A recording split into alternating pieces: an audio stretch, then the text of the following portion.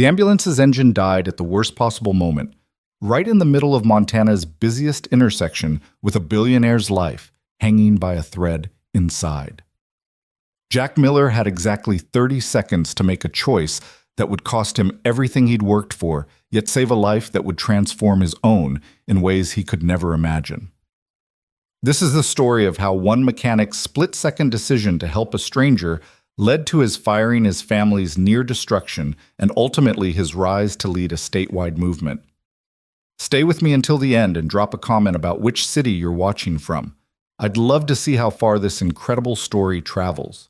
The morning sun cast long shadows across the cracked asphalt of Peterson's auto repair painting, golden stripes through the garage bay, where Jack Miller had already been working for 2 hours. His calloused hands moved with practiced precision over the engine of Mrs. Henderson's ancient Buick, the same car he'd been fixing since his father ran this shop 15 years ago. The familiar smell of motor oil and metal filled his nostrils, a scent that had become as much a part of him as the grease permanently etched into the lines of his palms. "Dad, you forgot your lunch again." Emily's voice rang out from the shop's entrance, her 12-year-old frame silhouetted against the morning light. She held up a brown paper bag, the corners already showing spots where the peanut butter had soaked through. Jack looked up from under the hood, wiping his forehead with the back of his hand, leaving a fresh streak of oil across his skin. "What would I do without you, kiddo? Starve, probably." Emily grinned her mother's smile, lighting up her face in a way that still made Jack's heart ache 3 years after Sarah's passing. "Or live on vending machine coffee and whatever that thing is you call breakfast." "Hey, beef jerky is a perfectly acceptable breakfast food," Jack protested, moving to ruffle his daughter's carefully braided hair before she ducked away. "Mom would have said otherwise," Emily said softly, and for a moment the garage fell silent, except for the distant hum of traffic from Main Street. Jack's expression softened. "Yeah, she would have. She'd have made those blueberry pancakes you loved with extra syrup pooling in every square. The ones that looked like tiny swimming pools," Emily added, her voice carrying that particular mix of sadness and warmth that colored all their memories of Sarah. The moment was broken by the sharp voice of Dave Morgan, the shop's owner, cutting through the garage. "Miller, that Buick better be ready by noon. Mrs. Henderson's been calling every hour since yesterday." Dave Morgan was the kind of man who measured success in dollars per minute, his thick fingers constantly dancing over his phone's calculator app, tallying profits and losses with the dedication of a Wall Street trader trapped in a small-town body. He'd bought the shop from Jack's father's estate 5 years ago, promising to keep Jack on to honor the legacy. But promises Jack had learned meant little when balanced against profit margins. "It'll be ready, Dave," Jack called back, already returning to the engine. "Just need to replace the alternator belt and—" The sound that interrupted him wasn't unusual for a busy Montana morning, the wail of an ambulance siren cutting through the air. But what followed was the sudden violent cough of an engine dying the screech of tires, and then silence. Jack's head snapped up. Through the grimy garage window he could see the ambulance, its emergency lights still flashing, but now motionless at the intersection just 50 yards away. Cars were already beginning to honk their drivers, oblivious to the crisis unfolding inside the medical vehicle. "Not our problem," Dave said immediately, following Jack's gaze. "We've got 3 cars backed up waiting for service." But Jack was already moving his feet, carrying him toward the door, before his mind had fully processed the decision. His father's old socket wrench set, the one passed down through 3 generations of Miller mechanics, sat heavy in his tool belt. "Miller, don't you dare!" Dave's voice was sharp, threatening. "There's someone dying in there, Dave," Jack said, his hand on the door. "Someone's father, mother, someone's everything. You walk out that door during work hours, you're done. You hear me? Done." Emily stood frozen between them, her lunch bag still clutched in her hands, eyes wide with the kind of fear that comes from sensing your world about to shift on its axis. Jack looked at his daughter, then at the ambulance where the EMT was now frantically trying to flag down help, then back at Dave's red face. "Then I'm done," he said quietly, and pushed through the door. The morning air hit him like a physical force after the garage's closeness. Jack's work boots pounded against the asphalt as he sprinted toward the ambulance, dodging between honking cars. His mind was already running diagnostics the way the engine had died suggested fuel system failure, but the attempted restart he could hear meant the battery was good. Thank God. The EMT, a young woman with panic in her eyes, practically sobbed when she saw him approaching. Are you a mechanic? Please, we've got a critical patient. She coded twice already. The hospital's 5 minutes away, but we can't be... Pop the hood, Jack commanded, already pulling out his tools. Through the ambulance's back windows, he could glimpse another EMT working frantically over a patient compression after compression. The engine compartment told its story in seconds. Fuel pump relay, he'd seen this failure a dozen times in vehicles this age. His hands moved without conscious thought, years of experience guiding them. Bypass the faulty relay, create a direct connection. Pray the pump itself wasn't completely shot. How long it? The EMT asked. 40 seconds, so Jack muttered, not looking up. Around them, the intersection had become a chaos of horns and shouts. Someone was yelling about calling another ambulance. Someone else was screaming about being late for work. Jack's world narrowed to the engine, to the connections under his fingers. Sarah had always said he could speak to machines, could hear what they needed. It's like you're having a conversation with them. She'd laughed, watching him work late into the night to help a neighbor whose car had died. The memory fueled his movements. 30 seconds. Please, the EMT whispered. She's important. Everyone's important. Jack cut her off, making the final connection. Try it now. The engine roared to life. The EMT didn't waste time on thanks, just jumped into the driver's seat and peeled out, siren wailing anew. Jack stood in the middle of the intersection, tools still in his hands, watching the ambulance disappear toward Montana General. That's when he noticed the crowd. People had their phones out recording. Some were applauding. Old Mr. Chen from the Chinese restaurant was nodding approvingly. But Jack's eyes found only Emily standing in the doorway of the shop, tears streaming down her face, tears of pride or fear he couldn't tell. Dave Morgan stood beside her, his face purple with rage. The walk back to the shop felt longer than the sprint out. Each step carried the weight of what he'd just done, what it would cost. Emily ran to him as he approached, throwing her arms around his waist. That was amazing, Dad. You saved someone. Yeah, kiddo, Jack said softly, his hand on her head. I did. Dave didn't let him pass the threshold. Your tools. Get your personal tools and get out. You're done here, Miller. 20 years of service and you throw it away for some stranger. Dave, come on, Jack started. It was an emergency. I don't care if it was the president himself in that ambulance.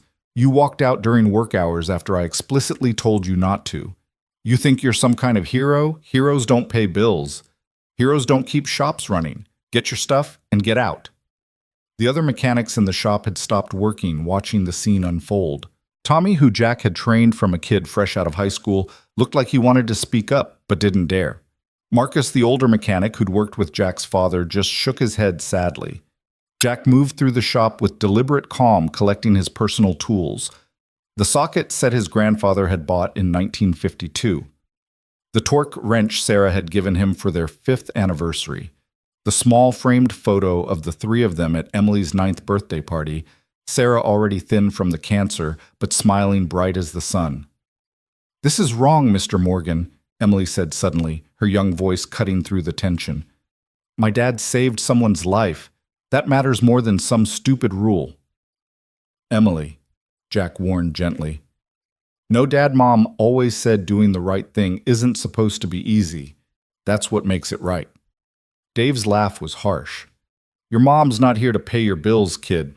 Your dad just threw away a steady paycheck for a stranger who'll never even know his name. That's not heroic, it's stupid. Jack's hands clenched around his toolbox, but he kept his voice level. We'll be fine, Emily. Come on. They walked out together, Emily's hand in his, her small fingers squeezing tight. The morning sun was higher now, beating down on the empty spot where Jack's old truck sat in the employee section of the parking lot. What are we going to do, Dad? Emily asked once they were in the truck, her earlier bravado cracking to reveal the frightened 12-year-old beneath. Jack started the engine. It caught on the first try because he'd maintained it religiously. We're going to go home, make some lunch, figure it out from there. But the rent's due next week, and my school fees, and... Hey, Jack said softly, reaching over to squeeze her shoulder. We've been through worse, haven't we? Emily nodded, but her eyes were full of doubt. They had been through worse. Sarah's death had been the worst, but they'd had Jack's steady income to keep them afloat through that storm. Now what did they have? The drive home was quiet, each lost in their own thoughts. Jack's mind was already running calculations. They had maybe 2 weeks of savings. His truck was paid off, but it was old. The house was a rental. Emily's school was important. She was brilliant, especially in science and math, just like her mother. He couldn't let this affect her education. Their small house on Maple Street looked even smaller in the harsh morning light. Paint peeling on the shutters he'd been meaning to fix. Grass a little too long in the front yard. But it was home, the place where Emily's height marks climbed the kitchen doorframe, where Sarah's garden still bloomed with the perennials she'd planted that last spring. I'll make lunch, Emily offered as they went inside. Grilled cheese. Sounds perfect, kiddo. While Emily worked in the kitchen, Jack sat at the dining table, the same one where he and Sarah had spent countless evenings helping Emily with homework, playing board games, planning their future. Now it was covered with bills, electric, water, rent, Emily's school. The numbers didn't change no matter how many times he looked at them. His phone buzzed. Tommy from the shop. That was BS, man. Dave's wrong. You did the right thing. Then Marcus, your dad would be proud, Jack. If you need a reference, you got it.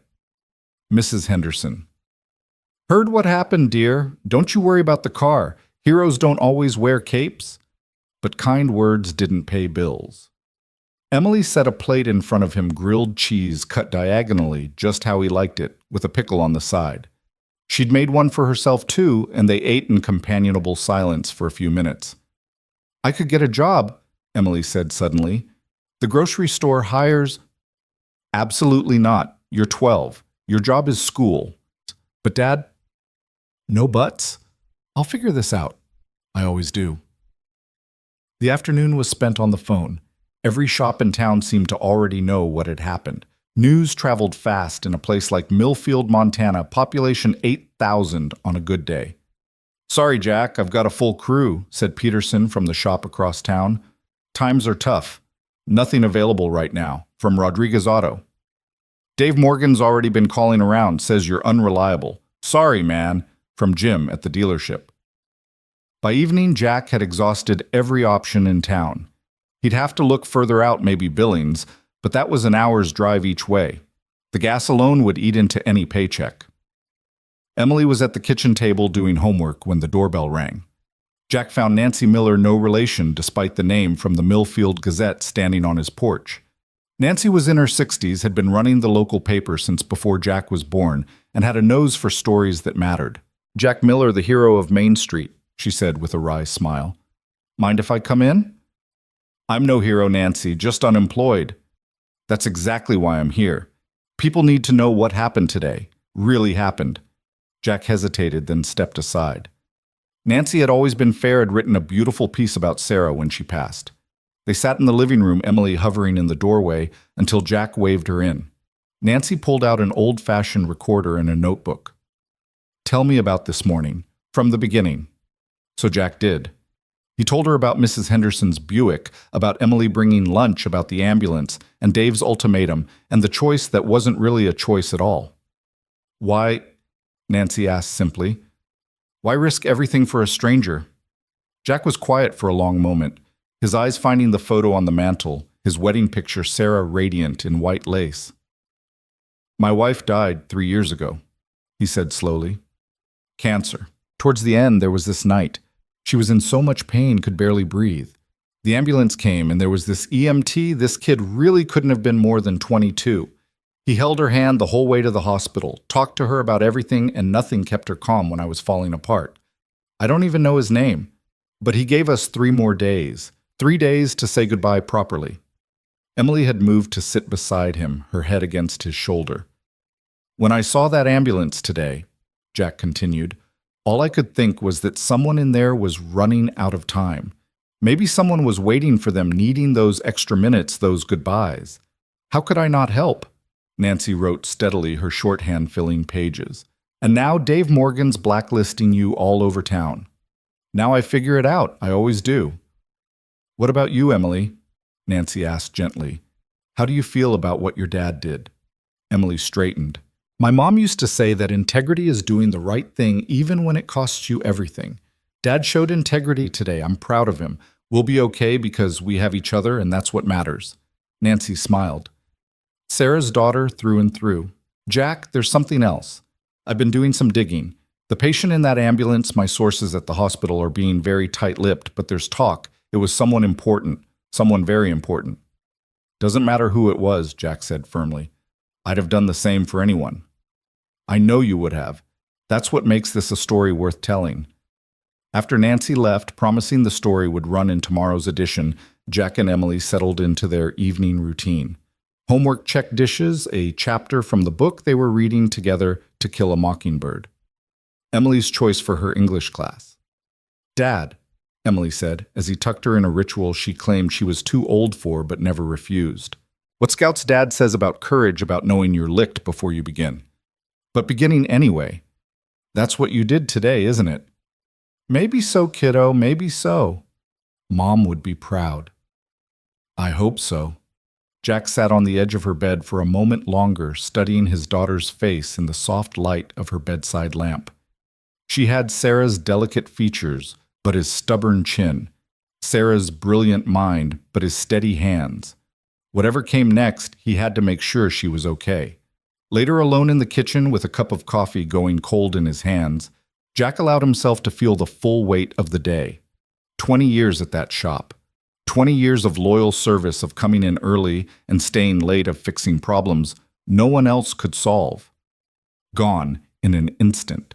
But he kept coming back to the ambulance, to the EMT's desperate eyes, to the sound of that engine roaring back to life.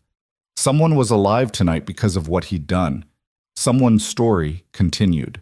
How could he regret that his phone buzzed with a text from an unknown number? Mr. Miller, my name is James Richardson.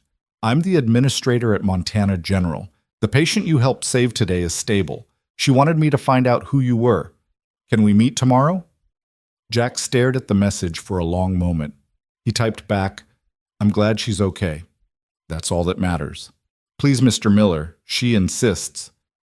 Jack hesitated, then, I can come by in the morning. He put the phone down and walked to the window, looking out at the street where a few cars passed in the evening quiet.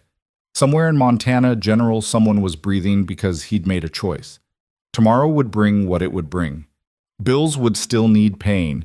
Emily would still need her school fees covered, and he'd still need to find work. But tonight, someone was alive. The next morning came too soon and not soon enough. Jack had barely slept, his mind running through job possibilities, budget calculations, and the strange text from the hospital. Emily was already up when he came downstairs, scrambling eggs with the focused concentration she brought to everything. Hospital, she asked, having seen the text the night before. Just a quick visit. Want to come? School. Remember that thing you insist is my only job? He smiled despite everything. Right. Mrs. Chen is picking you up. Yeah, her and Lily have been great since... Emily trailed off. Since Mom died. The words hung unspoken, but understood.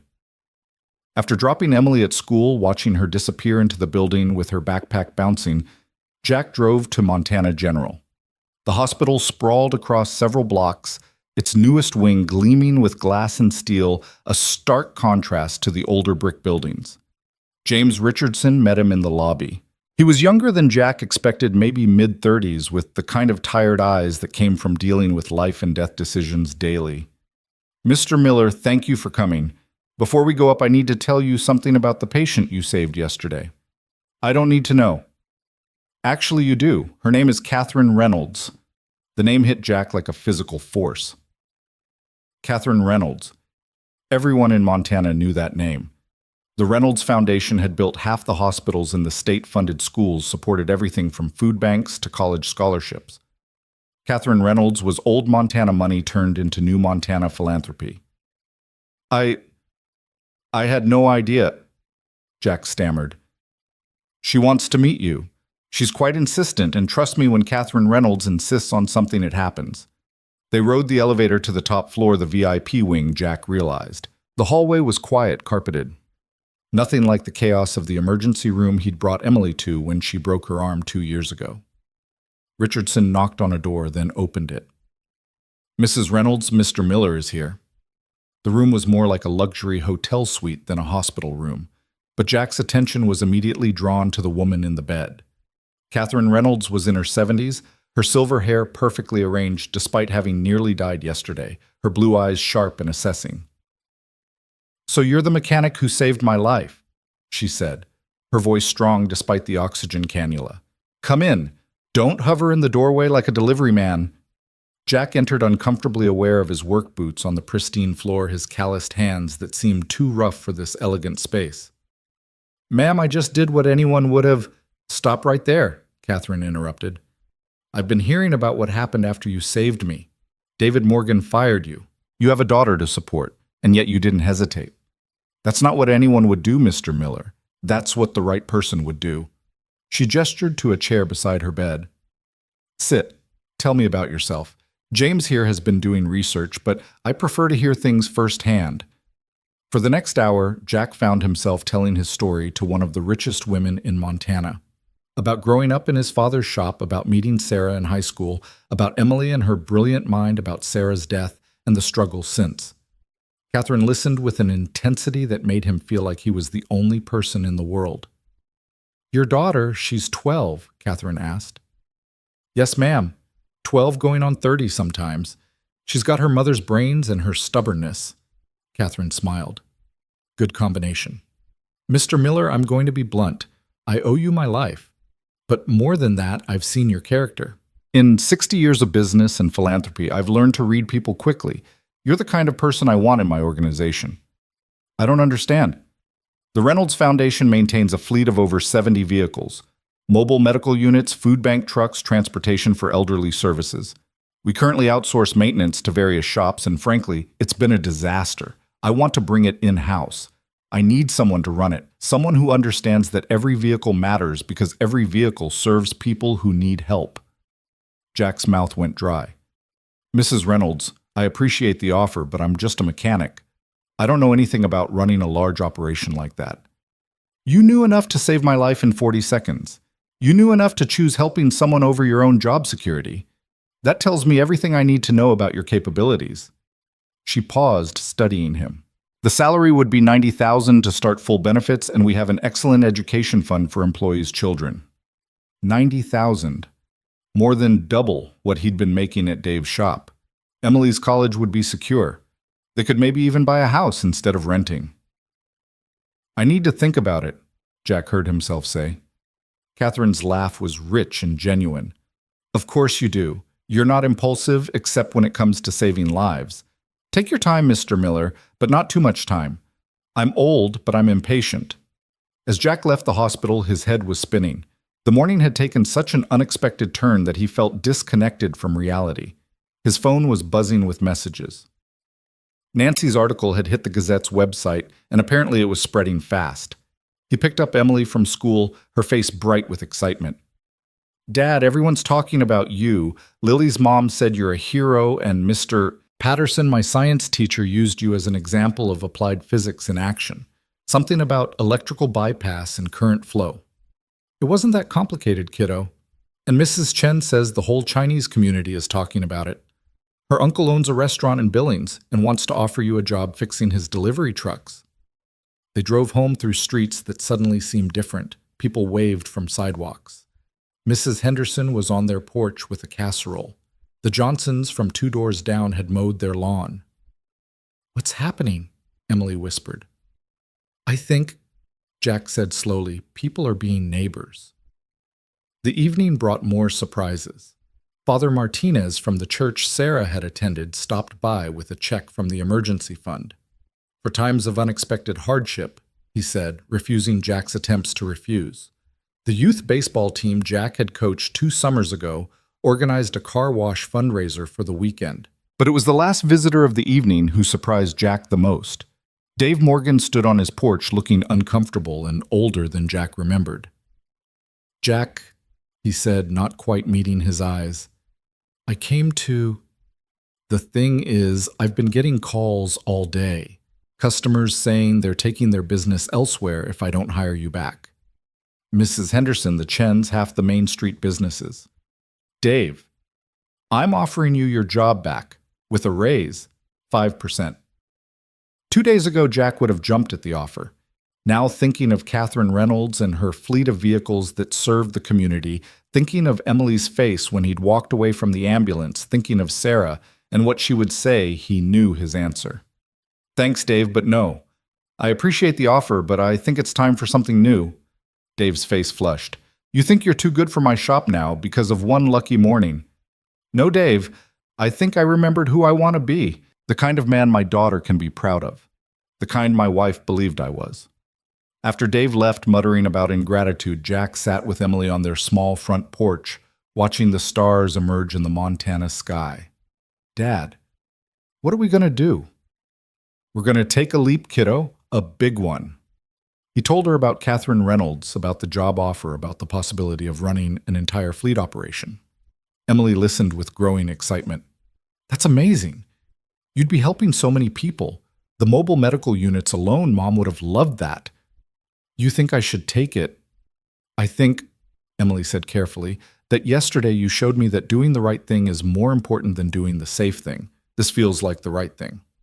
The next morning, Jack called James Richardson and accepted the position. Catherine wanted him to start immediately, but Jack negotiated for a week to wrap up his life as a small-town mechanic and prepare for whatever came next. The week flew by in a blur of preparations and goodbye visits to longtime customers. Mrs. Henderson cried when he stopped by to finish fixing her Buick, refusing payment. You've been keeping this old car running since your father's time. It's the least I can do. Tommy and Marcus from Dave's shop stopped by the house one evening with a bottle of whiskey and stories about Jack's father. He'd be proud, Marcus said. You stood up for what mattered. The night before starting his new job, Jack stood in Emily's doorway, watching her sleep. She'd fallen asleep with her science textbook open, working on a project about emergency medical response times. He thought about the ambulance, about those 40 seconds that had changed everything. Sarah had always said that life pivoted on moments, single decisions that rippled outward in ways you could never predict. She'd been talking about her choice to say yes when he'd asked her to dance at the high school gymnasium, both of them 17, and terrified and hopeful. Now at 38, standing in a house that might not be theirs much longer if this new job didn't work out. Jack understood what she meant. One moment, one choice, one ambulance at an intersection, and the entire trajectory of their lives had shifted. His phone buzzed with a text from Catherine Reynolds. Tomorrow begins something remarkable, Mr. Miller. Rest well. Jack smiled, thinking of Sarah, of Emily, of the socket wrench set that had been passed down through generations and had helped save a life. Tomorrow would bring challenges he couldn't imagine, but tonight he was exactly where he needed to be. The first day at the Reynolds Foundation headquarters felt like stepping into another world. The building itself was a testament to Catherine Reynolds' vision. Solar panels on the roof, a community garden in the front, and a steady stream of people coming and going, each with a purpose. James Richardson gave him the tour, introducing him to staff members who all seemed to know his story. The garage facility was impressive, 3 bays, state-of-the-art diagnostic equipment, and a fleet of vehicles that ranged from modified vans serving as mobile medical units to refrigerated trucks for the food bank. This is your domain, Richardson said. Mrs. Reynolds wants a full assessment within 2 weeks and a 5-year plan within a month. That's ambitious. That's Catherine Reynolds. She doesn't do anything halfway. Jack spent the morning going through each vehicle, making notes, identifying problems that had been patched rather than properly fixed. By lunch, he had a list 3 pages long of immediate needs. How bad is it? Richardson asked when they met in the cafeteria, which Jack learned served free meals to both employees and anyone from the community who needed one. It's fixable, Jack said, but it's been neglected. These vehicles are literally lifelines for people, and they're being held together with temporary fixes and prayer. What do you need? Time parts and at least 2 more mechanics. Submit a proposal. Catherine already approved a preliminary budget that would probably surprise you. That afternoon, Jack was under one of the mobile medical units when he heard a familiar voice. I knew you'd be under a vehicle. Some things never change. He rolled out to find Catherine Reynolds standing there looking remarkably healthy for someone who'd nearly died a week ago. She was using a walker, but standing strong. "Mrs. Reynolds, should you be—" "I'm fine. My doctors are overly cautious. Show me what you've found." For the next hour, Jack walked her through his discoveries, explaining not just the mechanical issues, but what they meant for the people who depended on these vehicles. A faulty refrigeration unit meant food might spoil before reaching the reservation. An unreliable engine in a medical unit could mean the difference between life and death. Catherine listened intently, asking pointed questions that showed she understood more about mechanics than he'd expected. "How long to get everything operational?" she asked. "To properly fix everything, 3 months if I have the right team. And to make it exceptional, to create a fleet operation that could be a model for other foundations." Jack thought about it. "Give me 6 months and the right people, and I'll give you the best-maintained fleet in the state." Catherine smiled. "I knew I chose the right person. Do it." As she turned to leave, she paused. "Your daughter Emily, bring her by sometime. I hear she's interested in science and engineering. She'd love that." "Good. We're starting a new STEM program for middle school students. I think she'd be perfect for our pilot group." That evening, Jack came home to find Emily had cooked dinner spaghetti with sauce from scratch Sarah's recipe. "How was it?" she asked eagerly. Jack told her everything, watching her eyes light up at the description of the facilities, the mission, the possibility of the STEM program. "It sounds amazing, Dad. You're going to help so many people." "We are, kiddo. This is our chance to do something that matters." The weeks that followed transformed Jack's life into something he barely recognized. Each morning he woke before dawn, not from the anxiety that had plagued him after losing his job at Dave's shop, but from genuine excitement about the day ahead. The Reynolds Foundation garage had become his second home, and slowly, methodically, he was turning chaos into order. "Mr. Miller, we have a problem." Sandra, the Foundation's logistics coordinator, burst into the garage on a Thursday morning 3 weeks into his new position. Her usually composed face was etched with worry. "The mobile medical unit heading to the Crow Reservation just broke down. They have 40 seniors waiting for their monthly checkups, some of them diabetic needing their insulin." Jack was already moving, grabbing his emergency toolkit. "Where are they at?" "Route 89 about 30 miles north, but Jack, that's not the only problem. That unit has our only portable dialysis machine. Mrs. Crowfeather needs her treatment today, or she'll have to be hospitalized." The weight of real consequences of lives hanging in the balance hit Jack differently than it ever had before. This wasn't about getting Mrs. Henderson to her bridge game. This was life and death repeated daily across dozens of vehicles and hundreds of people. "I'm on my way. Call Tommy Martinez, tell him I'll pay him contractor rates to cover the garage while I'm gone." The drive north gave Jack time to think about how much had changed. He'd already hired one new mechanic, Carlos, a young veteran who'd learned his skills keeping military vehicles running in Afghanistan. But they needed more hands, more expertise. The Foundation's fleet was too large, too vital for a skeleton crew. He found the mobile medical unit on the shoulder of the highway, its hood-up steam still wisping from the engine compartment. Dr. Marcus Webb, the unit's regular physician, met him with relief evident in his eyes. "Thank God you're here. We've got patients waiting and Mrs. Crowfeather. If we can't get there in the next 2 hours, she'll have to miss her dialysis." Jack dove under the hood, his hands reading the engine like Braille. Blown head gasket, but worse, the cooling system had been patched so many times it was more sealant than original parts. This was exactly the kind of delayed maintenance he'd been finding throughout the fleet. "I can get you running," Jack said, already working, "but this unit needs to come off rotation after today for a complete overhaul." "We don't have a backup," Dr. Webb said quietly. "This is the only unit equipped for the reservation route." Jack's hands paused for just a moment. 1 unit, 40 seniors, critical medical equipment. The math was simple and terrible. "Then we make it work," he said, resuming his repairs with renewed urgency. It took him 90 minutes, using every trick his father had taught him, every shortcut he'd learned in 20 years of keeping dying vehicles alive. When the engine finally turned over running rough, but running, Dr. Webb actually hugged him. "You don't understand what this means," the doctor said. "Mrs. Crowfeather is raising 3 grandchildren. If she misses dialysis, if she's hospitalized, there's no one else." Jack followed the medical unit to the reservation, making sure it arrived safely. The community center where the mobile clinic set up was already full of waiting patients. He watched Dr. Webb and his team spring into action, saw Mrs. Crow Feather's relief as she was connected to the dialysis machine, witnessed the careful choreography of medical care delivered to people who had no other access. "You saved us today," Dr. Webb said as Jack prepared to leave.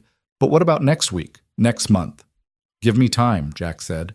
"I'm working on something better." The drive back to Millfield gave him time to formulate a plan. By the time he pulled into the foundation's garage, he knew what he needed to do. That evening, he presented his proposal to Catherine Reynolds in her office, a space that managed to be both elegant and warm, filled with photos of foundation projects and the people they served.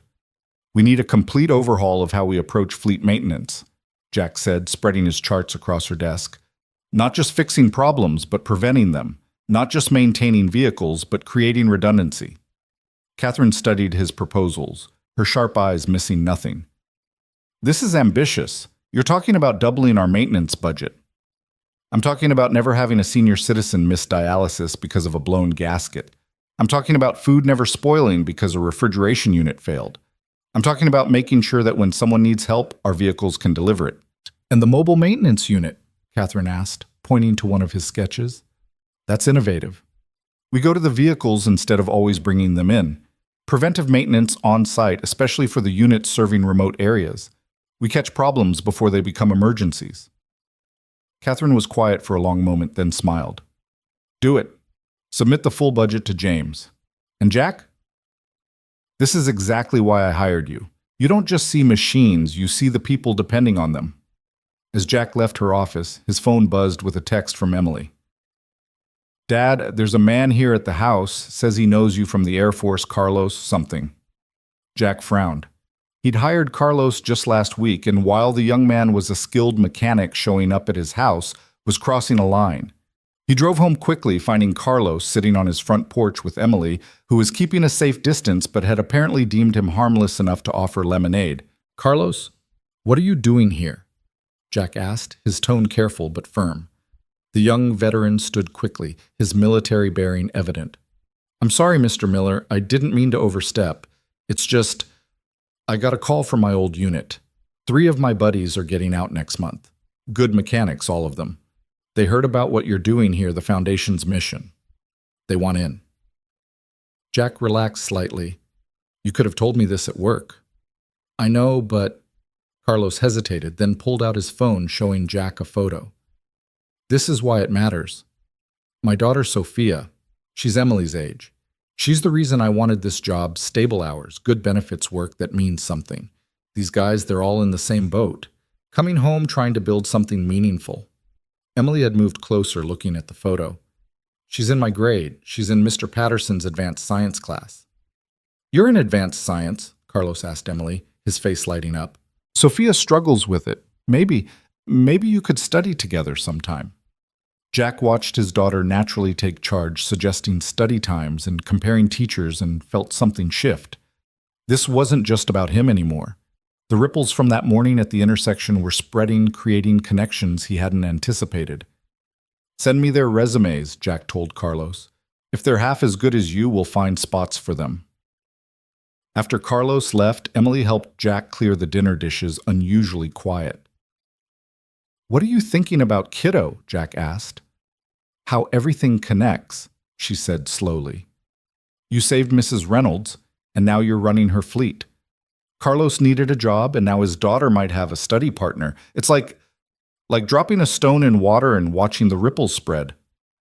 "Your mom used to say something similar," Jack said, his throat tight. "She said kindness was like compound interest, it just keeps growing." The next morning brought an unexpected visitor to the garage. Dave Morgan stood in the bay doorway, his usual bluster replaced by something Jack had never seen before, humility.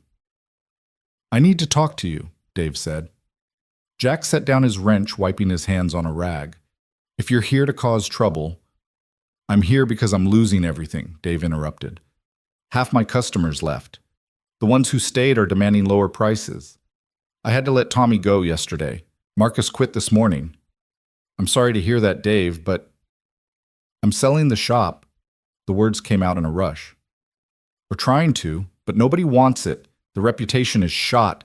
20 years building that business, and I destroyed it in one morning. Jack wasn't sure what to say. Part of him felt vindicated, but a larger part, the part Sarah had always loved, felt sympathy for a man watching his life's work crumble. What do you want from me, Dave? I want to apologize, properly, and I want to ask if the foundation might consider buying the shop, converting it to a satellite maintenance facility. You'd need one anyway, right? For your expansion. Jack stared at him. Dave's shop was perfectly located, had 3 bays established vendor relationships. It would actually solve several of his logistics problems. That's not my decision alone, Jack said carefully. But I'll present it to Mrs. Reynolds. There's one more thing, Dave said, his voice dropping. I want to work for you, not as a manager, just as a mechanic. I'm 63, Jack. I don't want my last years in this business to be defined by the worst decision I ever made. The irony was so thick Jack could almost taste it. His former boss, the man who'd fired him for saving a life, now asking for a job. I'll think about it, Jack said. But Dave, if this happened, you'd be working under me, under Carlos, under whoever I hired. Could you handle that? Dave's nod was immediate. I just want to work, to do something that matters. I see what you're doing here, Jack. Your father would be proud. I should have been better.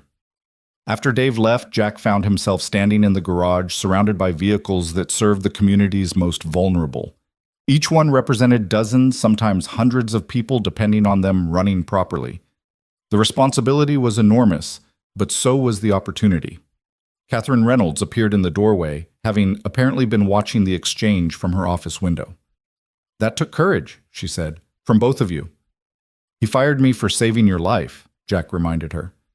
And now he's learning what that decision really cost him. Not just money or reputation, but the chance to be part of something meaningful. She moved into the garage, running her hand along one of the medical units. What do you think about his proposal? The shop would be valuable. Dave himself. Jack shrugged. Everyone deserves a second chance, I suppose. Your daughter would be proud of that sentiment. She would. So would her mother. Catherine smiled. Make it happen. But Jack, this is your division. Dave works for you, and if he can't handle that, he's gone. That afternoon, Jack called a meeting with his small but growing team. Carlos was there, along with the 2 new hires he'd brought on that week. He laid out his vision, not just a maintenance department, but a rapid response team, a training program for young mechanics, a model that other foundations could replicate. We're not just fixing vehicles, Jack said, thinking of Mrs. Crow-Feather and her dialysis of the food bank trucks of the senior center shuttles. We're maintaining lifelines. Every bolt we tighten, every engine we tune affects real people, people who are counting on us. Carlos nodded enthusiastically. In Afghanistan, we called it mission-critical maintenance. Every vehicle down meant lives at risk. Exactly. So we're going to be the best fleet maintenance operation in the state. We're going to set the standard. That evening, Emily was waiting for him with news of her own. She'd been accepted into the Foundation's STEM program, but more than that, she'd been asked to help design a tracking system for the fleet vehicles. They want us to create an app, she said excitedly, showing him her preliminary sketches. Something that tracks maintenance schedules, alerts for problems, even routes optimization to save fuel. Jack looked at his 12-year-old daughter's design, seeing Sarah's brilliance shining through, mixed with a practical understanding that was purely Emily. This is incredible, kiddo. Sophia's working on it too, and 2 other kids from school. Mrs. Reynolds says if we can make it work, she'll implement it across the entire fleet. The doorbell interrupted them. Jack found Father Martinez on his porch again, but this time he wasn't alone. Several members of the church congregation stood behind him. Jack, we've been talking, Father Martinez said, about what you're doing at the Foundation, about second chances and redemption.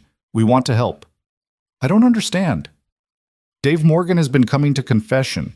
What he did was wrong, but his repentance is genuine. The congregation wants to sponsor an apprenticeship program through the Foundation. Young people who've made mistakes, who need a second chance learning mechanics while serving the community. Mrs. Chen stepped forward. My nephew, the one who got in trouble last year, he needs direction purpose. This could save him. Jack thought about the growing fleet, the constant need for skilled hands, the possibility of turning the garage into something more than just a maintenance facility. "I'll talk to Mrs. Reynolds," he said. "But Father, this wouldn't be easy. These vehicles, the people depending on them, it's serious work." "Redemption never is easy," Father Martinez replied, "but it's always worth it." Later that night, Jack sat at his kitchen table surrounded by plans and proposals. The scope of what he was building had grown far beyond anything he'd imagined that morning at the intersection. It wasn't just about maintaining vehicles anymore. It was about creating opportunities, building community, offering second chances. His phone rang. It was Dr. Webb from the mobile medical unit. "Jack, I wanted you to know Mrs. Crow Feather completed her treatment today. She asked me to thank the mechanic who made sure we got there. She said her grandchildren want to meet you." "Just doing my job, Doc." "No, you're doing much more than that. You're keeping promises the foundation makes to vulnerable people. That's not just a job. That's a calling." After the call, Jack walked to Emily's room. She was asleep at her desk again, her laptop open to the fleet management app she was designing. He saved her work and closed the computer, then gently moved her to her bed. On her desk beside her homework was a photo from the foundation's recent community day. Jack was in the background under a vehicle as always, but in the foreground were dozens of people, seniors from the center, families from the food bank, children from the after-school program. All of them connected to the work he did, even if they'd never know his name. He thought about Dave Morgan, about second chances and redemption, about Carlos and his fellow veterans looking for purpose after service, about the young people Father Martinez wanted to help kids who needed direction and skills and hope. The next morning, Jack arrived at the garage to find Catherine Reynolds already there examining one of the newly repaired medical units with obvious satisfaction. 27 vehicles fully operational, she said without preamble. "That's up from 12 when you started, in less than a month." "We're just getting started," Jack replied. "With Dave's shop as a satellite location and the new hires Carlos is bringing in, we can double that in another month." "And the apprenticeship program Father Martinez proposed." Jack shouldn't have been surprised she already knew. Catherine Reynolds seemed to know everything that happened in Millfield. "I think it could work. Create a pipeline of trained mechanics while giving young people a chance to build careers." "Sarah would have loved this," Catherine said quietly, and Jack's breath caught. "I've been reading about her. Teacher volunteer advocate for second chances. You're building something she would have been proud of." "How did you—" "I make it my business to know the people who work for me, especially the ones running critical divisions. Your wife was remarkable, Jack. Emily is lucky to have her spirit, and you're honoring her memory in the best possible way by serving others." Before Jack could respond, an alarm went off on his phone. The fleet tracking system Emily and her team had beta tested was showing a refrigeration unit failure on one of the food bank trucks. "That's 30 miles out," Jack said, already moving. "If we don't get there fast, they'll lose everything. That's a week's worth of fresh produce for the homeless shelter." "Go," Catherine said simply. Jack grabbed his tools and ran for his truck, Carlos right behind him. As they drove, Carlos coordinated with the driver over the phone, walking them through temporary measures to slow the temperature rise. They arrived to find the truck on the side of the road, the driver frantically checking the failing unit. Jack dove in, diagnosed the problem, a failed compressor, and knew they couldn't fix it on site. "We need to transfer the load," Jack said. "Fast." "There's no other refrigerated truck available," Carlos said, checking his phone. Jack thought quickly, then called Dave Morgan. "Dave, you still have that refrigerated van you used for the fish market deliveries." "Yeah, but it's small." "Let's bring it now. Highway 89-mile marker 47. While they waited, Jack and Carlos packed the produce in emergency insulation, using every trick to keep it cold. Dave arrived in 20 minutes, and together they transferred the most perishable items to his van. "This won't all fit," Dave said, sweat streaming down his face despite the cold. "Then we make multiple trips," Jack said. "Carlos, you drive the van to the shelter. Dave and I will pack what we can in my truck with ice from the gas station." It took 3 hours, multiple trips, and every ounce of ingenuity they had, but they saved the entire shipment. As they unloaded the last of the produce at the homeless shelter, the shelter director, Maria Santos, had tears in her eyes. "This feeds 40 people for a week," she said. 40 people who have nothing else. You don't understand what this means." "We're just doing our job," Jack said, but Maria shook her head. No, Dave Morgan fired you for doing the right thing. Now here you are working alongside him to help people who can't help themselves. That's not just a job, that's grace. Dave was quiet on the drive back, but as they reached the foundation, he spoke. I was wrong, Jack, not just about firing you, about everything, about what matters. I spent so many years counting dollars that I forgot to count the things that actually count. We all lose our way sometimes, Jack said, thinking of the dark days after Sarah's death when he'd barely been able to get out of bed when only Emily's needs had kept him moving. Your wife would be proud, Dave said quietly, of what you're building here. It's what she always talked about, isn't it? Community, connection, taking care of each other. That evening, Jack came home to find Emily teaching Sophia and 3 other kids from her STEM program in their living room. They had papers spread everywhere, laptops open, the fleet management app projected on the TV. Dad, look, Emily said excitedly. We figured out how to predict maintenance needs based on usage patterns. We can prevent breakdowns before they happen.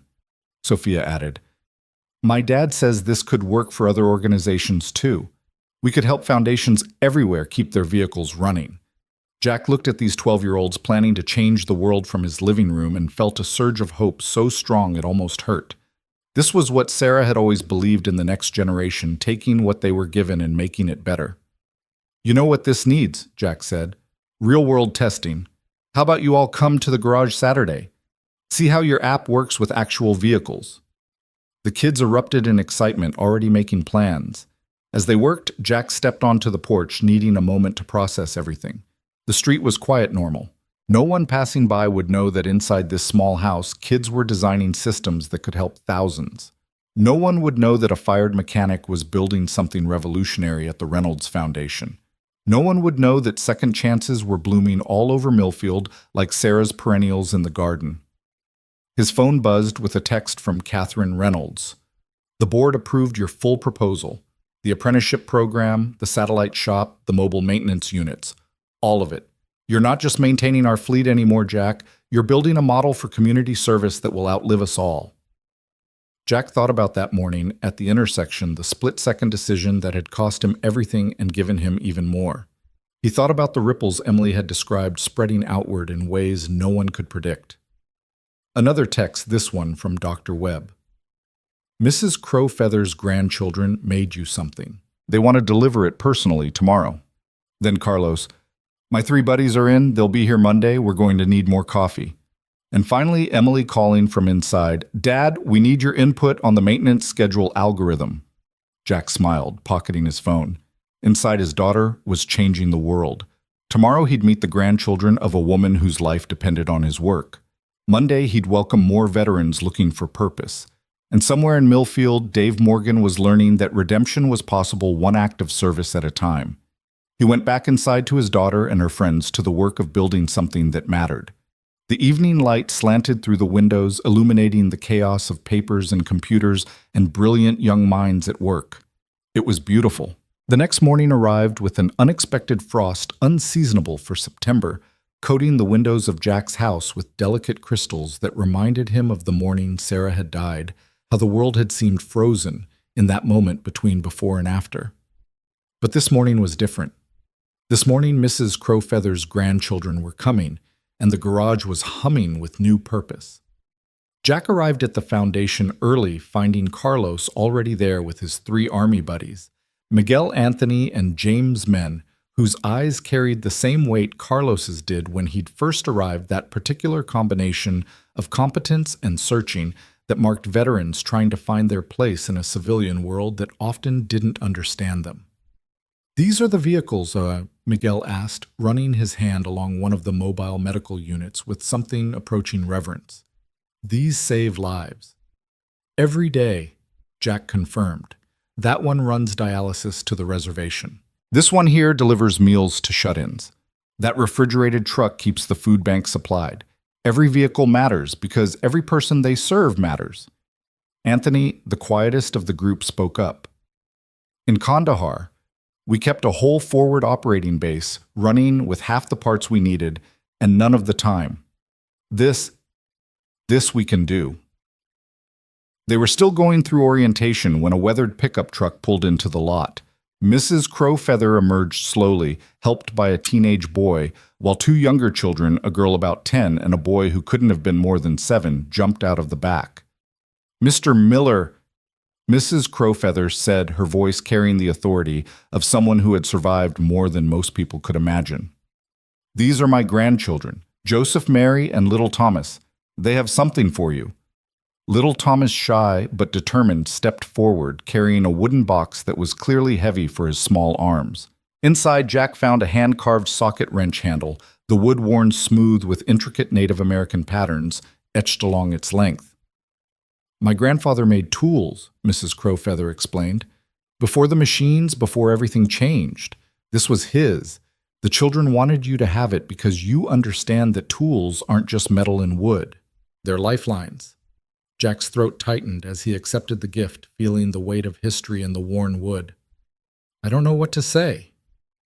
"Say you'll keep the trucks running," Joseph the teenager said with quiet intensity. "Grandma needs that dialysis. Without it." He didn't finish. Didn't need to.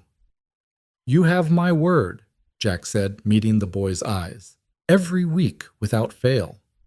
Mary, the 10-year-old, tugged on Jack's sleeve. "Mister, my teacher says you're teaching kids to fix cars. Can girls learn too?"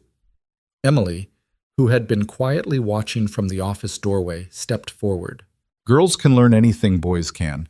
I'm helping design the computer system that tracks all these vehicles. Want to see?"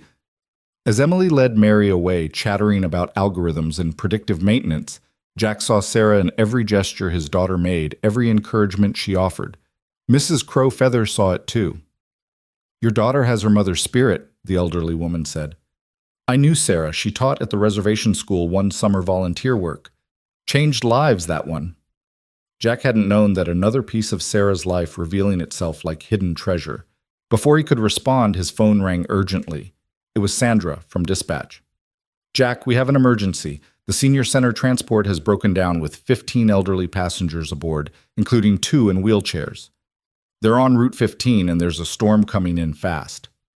Jack was already moving, calling out rapid instructions. "Carlos, you and Miguel take the backup van.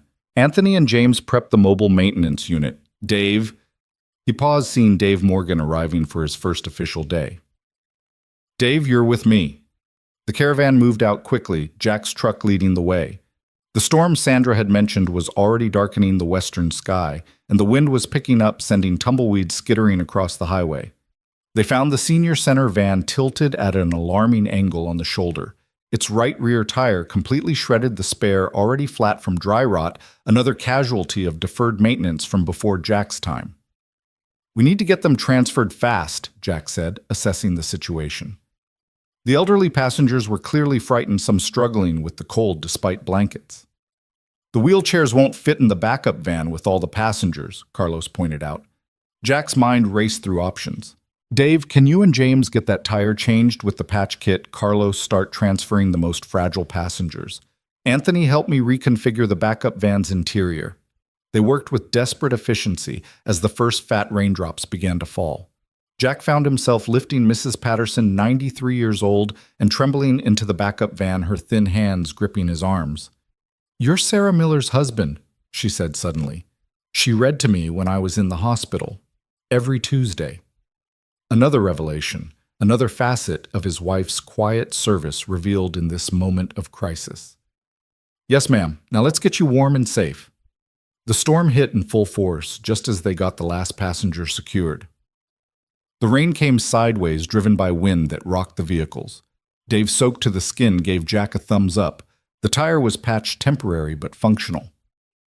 "I'll drive the original van back," Dave shouted over the storm. "Test the repair." "That's risky." "I've got this, Jack. Get those people to safety." It was a 2-vehicle convoy back to the senior center, Jack leading in the repaired van, while Carlos followed with the packed backup vehicle.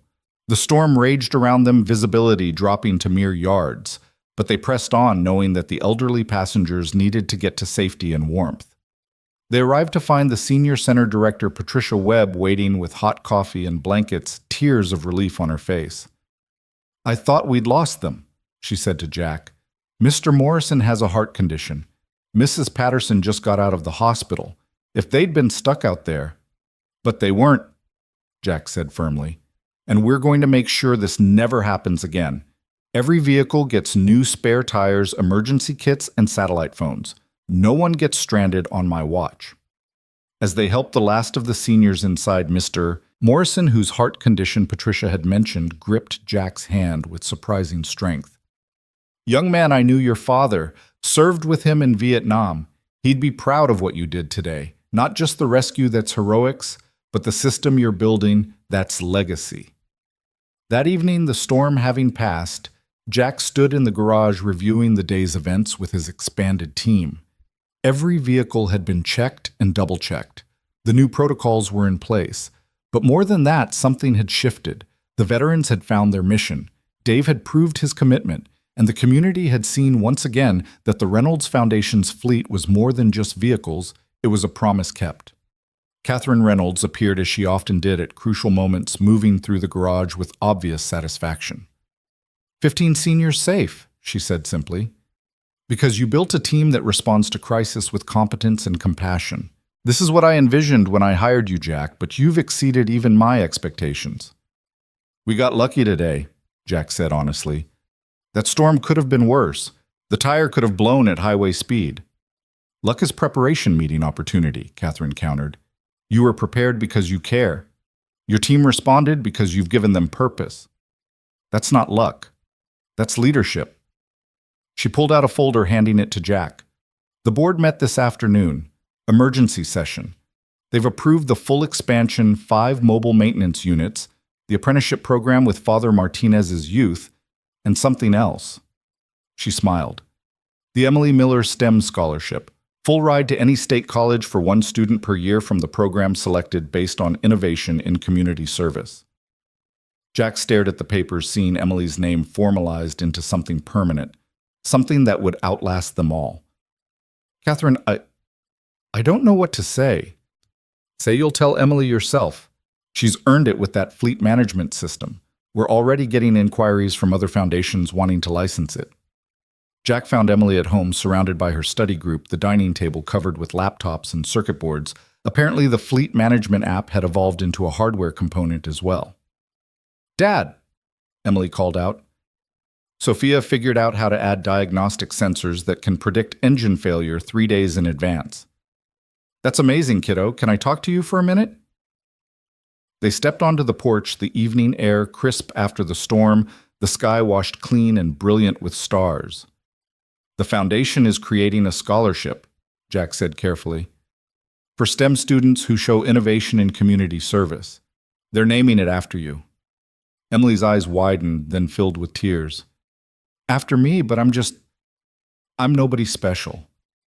You're wrong, Jack said, pulling his daughter close. You're Sarah Miller's daughter. You're the kid who saw connections where others saw isolation. You're the girl who's changing how foundations across the state will maintain their vehicles. You're special because you use your gifts to help others. Like Mom did, Emily whispered. Exactly like Mom did. They stood there for a moment, father and daughter, looking at the stars Sarah had once taught Emily to name. Then Emily spoke again, her voice stronger. Dad, I want the first scholarship to go to Mary Crowfeather. Joseph told me she's brilliant at math, but thinks she can't be an engineer because no one in her family has ever gone to college. Jack smiled, seeing Sarah's compassion living on in their daughter. I think that can be arranged. The next morning brought a new challenge. 3 of the foundation's food bank trucks had been vandalized overnight, their tires slashed, windows broken. Jack arrived to find the police already there, Catherine Reynolds speaking with the chief. Gang initiation, the chief was saying. We've had a rash of them lately. Kids trying to prove themselves by causing damage. Jack surveyed the damage, calculating repair time, thinking of the food deliveries that wouldn't happen, the families that would go hungry. Then he noticed something, a young man, maybe 17, watching from across the street, his face a mix of guilt and fear. I'll handle the repairs, Jack told Catherine, but his eyes stayed on the youth. Give me a few hours. As the police left, Jack walked across the street. The young man tensed to run, but something in Jack's expression stopped him. You know who did this, Jack said. It wasn't a question. The kid, because that's what he was, really just a kid, nodded slowly. I can't tell you. They'll kill me. What's your name? Deshawn. Deshawn, those trucks feed about 300 families a week. Some of them have kids who won't eat today because of this. That sit right with you. Deshawn's face crumpled. I tried to stop them, said we should hit something else, something that didn't matter. But Marcus, he said, he stopped realizing he'd said a name. Marcus Washington. Jack knew the name, a kid who'd dropped out of school, been in and out of juvenile detention. His mom comes to the food bank every week, doesn't she? Deshawn's eyes widened. How did you... Because I pay attention. Those trucks you hit, one of them was scheduled to deliver to the neighborhood where Marcus's mom lives. He just hurt his own family. The weight of that settled on Deshawn's shoulders like a physical burden. Can you fix them? The trucks. I can. But here's what's going to happen. You're going to come work for me. Not paid, not at first. You're going to help repair every bit of damage. You're going to ride along on the deliveries and see who these trucks serve. And then you're going to convince Marcus and the others to do the same. They won't. They will if the alternative is prosecution. Mrs. Reynolds has excellent lawyers, and she's not feeling charitable about this. But I might be able to convince her to try something different, restorative justice instead of punishment. Deshawn stared at him. Why would you do that? Because everyone deserves a second chance. Because you're about the age my daughter will be in a few years, and I hope someone would do the same for her if she lost her way. And because those hands that slash tires could learn to change them instead. It took 3 days to get the program approved, 3 days during which Deshawn worked harder than he'd ever worked helping repair the damage. Jack watched him transform from sullen teenager to someone beginning to understand the weight of consequences. Marcus Washington was harder to convince, sitting across from Jack in a small room at the community center, his mother beside him with tears streaming down her face. You hurt your own people, she said to her son. Those trucks bring food to our neighborhood, to our neighbors, to us. I didn't know, Marcus mumbled, but Jack could see he had known, had just chosen not to think about it. Here's the deal, Jack said. 6 months working with me. You learn mechanics, you help with deliveries, you see what these vehicles mean to the community. You complete the program, and Mrs. Reynolds doesn't press charges. You fail, and you face the consequences. Why should I trust you? Marcus asked, defiance flickering in his eyes. Because I got fired for helping someone, Jack said simply. Lost everything. And the woman I helped gave me a second chance. Now I'm offering you the same. The question is whether you're brave enough to take it. Father Martinez's youth program launched the following Monday with 5 kids. Deshawn Marcus, 2 others from their group, and surprisingly Joseph Crow Feather, who wanted to learn to maintain the vehicle that kept his grandmother alive. Jack stood before them in the garage, Dave Morgan beside him. The irony wasn't lost on anyone, Dave, who had fired Jack for doing right now helping train kids who had done wrong. This isn't going to be easy, Jack began. You're going to work harder than you've ever worked.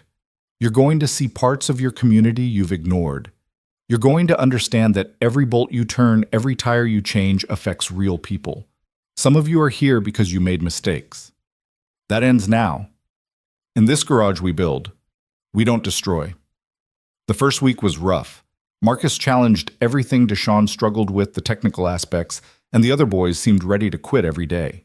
But Joseph Crow Feather became an unexpected leader, his quiet competence and clear purpose keeping his grandmother's dialysis running, inspiring the others. Why do you care so much? Marcus asked him one day, watching Joseph meticulously check every connection on a medical unit.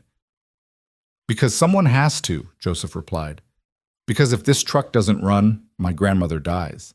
Because Mr. Miller saved her life, and now I need to learn to do the same. The breakthrough came during a ride-along delivery. Marcus was with Jack in a food bank truck complaining about the early morning when they stopped at an apartment complex. A line of people was already waiting, and Marcus froze when he saw his elderly neighbor, Mrs. Chen, not the same Mrs. Chen who was Emily's friend's mother, but another elderly woman who had watched him after school when he was young and his mother worked 3 jobs. Marcus, Mrs. Chen said, surprised. What are you doing here? He's helping deliver food, Jack said smoothly. Part of his training. Mrs. Chen's face lit up. Such a good boy. I always knew you'd amount to something. Marcus helped carry her groceries to her apartment, saw her empty refrigerator, the careful way she divided the food to make it last. When they got back to the truck, he was crying. "She used to feed me," he said.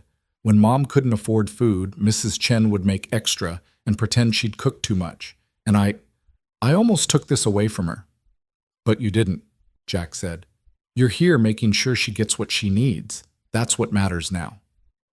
Meanwhile, Emily's STEM program was flourishing. The fleet management system had been fully implemented and maintenance issues had dropped by 60%. She and her team were now working on a nutrition tracking system for the food bank, making sure balanced meals reached those in need. One evening, Jack came home to find Emily teaching Mary Crow. Feather advanced coding, both girls so absorbed they didn't notice him. In the living room, Sophia and Carlos were working on homework. While Carlos's wife prepared dinner in the kitchen, their families had started spending more time together, bonds forming that transcended work. "It's becoming something beautiful." Sarah's voice seemed to whisper, maybe just the wind through the window, maybe just Jack's memory, but it felt real nonetheless. His phone rang. Catherine Reynolds. "Jack, I need you to come to my office. Bring Emily." They found Catherine with a group of serious-looking people in suits, documents spread across her conference table. "Jack, Emily, meet the board of the Morrison Foundation from Wyoming. They've been watching what we've built here. They want to replicate it." A distinguished man in his 60s stood extending his hand. "Robert Morrison, we have 40 vehicles serving rural Wyoming and we're failing our communities. Breakdowns, missed deliveries, elderly people going without medication. We need what you've created here." "It's not just about maintenance," Jack said carefully. "It's about community investment, second chances, seeing vehicles as lifelines rather than assets." "We understand," Morrison replied. "That's why we want to hire your team as consultants. Set up our program, train our people. We're prepared to pay substantially for your expertise." Jack looked at Emily, who was practically vibrating with excitement. "The app could help them immediately," she said. "We could customize it for their routes, their specific needs." "How many other foundations need this?" Catherine asked Morrison. "Every rural foundation in the western states. We've all been struggling with the same problems." Jack's model, mixing veteran employment, youth training, community integration, it's revolutionary. That night, Jack sat with Emily at their kitchen table, working through the implications. They could help dozens of foundations, hundreds of communities. The mechanic who'd been fired for abandoning his post was now being asked to transform fleet maintenance across multiple states. "Mom would be amazed," Emily said softly. "She always believed in ripples," Jack replied. "One action spreading outward. She just never got to see how far they could go." The next morning, Jack stood in the garage looking at his team, Carlos and the veterans conducting morning inspection. Dave teaching the youth program kids about engine diagnostics, Deshaun and Marcus genuinely engaged in learning. 6 months ago, he'd been a small-town mechanic worried about making rent. Now he was building something that would outlast him. James Richardson appeared in the doorway. "Jack, there's someone here to see you." A woman in her 40s stood in the parking lot beside an old, battered pickup truck. She looked exhausted, defeated, holding the hand of a young boy. "Are you Mr. Miller? The one who helps people?" "I fix vehicles, ma'am. What do you need?" She started crying. "My husband died last month. Cancer. I've been trying to keep his landscaping business going, but the truck died yesterday. It's all we have. Without it, I can't work, can't feed my son. The shops all want $2,000 I don't have." Jack looked at the truck, then at the boy who couldn't have been more than 8, wearing clothes a size too small, trying to be brave for his mother. "Deshaun Marcus," Jack called. "Got your first solo job. Let's see what you've learned." The two boys who had once destroyed vehicles now approached this one with careful respect. They diagnosed the problem, blown head gasket, same issue Jack had faced with the ambulance months ago, and set to work under Jack's supervision. "We can fix it," Deshaun announced after an hour. "Parts will cost about $300, but we can fix it." The woman started crying harder. "I don't have $300. I don't have anything." Jack thought of Sarah, of second chances, of ripples spreading outward. The foundation has an emergency fund for situations like this. We'll cover the parts. The boys need the practice anyway. As Deshaun and Marcus worked, the woman's son watched with fascination. Can I learn to do that? He asked Jack. When you're older, sure. But you know what you can do now. You can learn. Stay in school, work hard, be ready when your chance comes. The repair took all day. Deshaun and Marcus working with an intensity that would have seemed impossible weeks ago. When the truck finally started running smooth, the woman hugged both boys, tears streaming down her face. You saved us, she said. You literally saved us. Marcus stood a little taller. We just fixed a truck. No, Jack corrected. You gave a family their future back. That's what we do here. That's what it means to serve your community. As the woman drove away, her son waving from the window, Catherine Reynolds emerged from the building. She'd been watching the whole time. This is why I hired you, she said to Jack. Not just to fix vehicles, but to fix lives. To build something that matters. That evening, there was a celebration at the community center. The foundation was officially launching the Miller Model, the comprehensive program Jack had developed as a template for other organizations. Jack stood at the podium uncomfortable in his borrowed suit, looking out at a crowd that included everyone whose life had intersected with his work. Mrs. Crow Feather was there with her grandchildren. Deshaun's mother sat with Marcus's, both women crying with pride. The veterans stood together in the back, still more comfortable observing than participating. Dave Morgan sat with Father Martinez, Redemption, and Faith side by side. And in the front row, Emily beamed with pride wearing the dress Sarah had bought her for special occasions, now a little short but still perfect. 6 months ago, Jack began, his voice steady despite his nerves. I made a choice at an intersection. It cost me my job but saved a life. What I didn't know was that it would lead to this, to all of you, to this community of people committed to serving others. He talked about the program, the statistics, the vehicles saved, and lives changed. But then he set aside his prepared remarks. My wife Sarah used to say that we're all connected, that every action creates ripples we can't imagine. She died before she could see this, but she would have understood it immediately. Every vehicle we repair carries someone's hope. Every young person we train carries the future. Every second chance we offer carries the possibility of redemption. He looked at Emily, his voice thickening. Sarah believed in service. She believed in community. She believed that ordinary people could do extraordinary things if they just cared enough to try. Every day in this garage, we prove her right. The applause was thunderous, but Jack barely heard it. He was thinking of Sarah, of the morning he'd chosen to run toward that ambulance, of all the moments that had led to this one. After the celebration, as people slowly filtered out, Jack found himself standing with Emily outside the community center. The stars were brilliant in the clear Montana sky, and somewhere in the distance an ambulance siren wailed someone else racing to save a life. You did it, Dad, Emily said softly. You built something amazing. We did it, Jack corrected, all of us together. A car pulled up and Catherine Reynolds' driver opened the door for her. She walked over slowly, her recovery from the heart attack still requiring careful movement. Jack, there's something I need to tell you, she said. I'm announcing tomorrow that the foundation will be funding 10 Miller Model programs across 3 states. You'll oversee all of them. It means travel, more responsibility, but also more impact. Jack thought of the small garage he'd started in the 20 years at Dave's shop, the simple life he'd once thought was enough. That's a big change. Yes, it is. But you're ready for it. More importantly, the communities we serve need it. As Catherine's car pulled away, Emily took Jack's hand. Mom would be so proud, Dad. You took the worst day and turned it into something beautiful. Jack stood in the empty garage at 4 a.m, 3 weeks after Catherine's announcement, surrounded by boxes and planning documents that would reshape not just his life, but the lives of countless others across 3 states. The familiar smell of motor oil mixed with fresh coffee as he studied the map spread across his workbench. Red pins marking the 10 locations where new Miller Model programs would launch.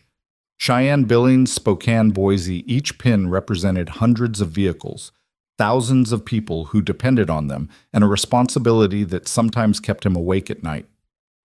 Couldn't sleep either. Dave Morgan's voice came from the doorway.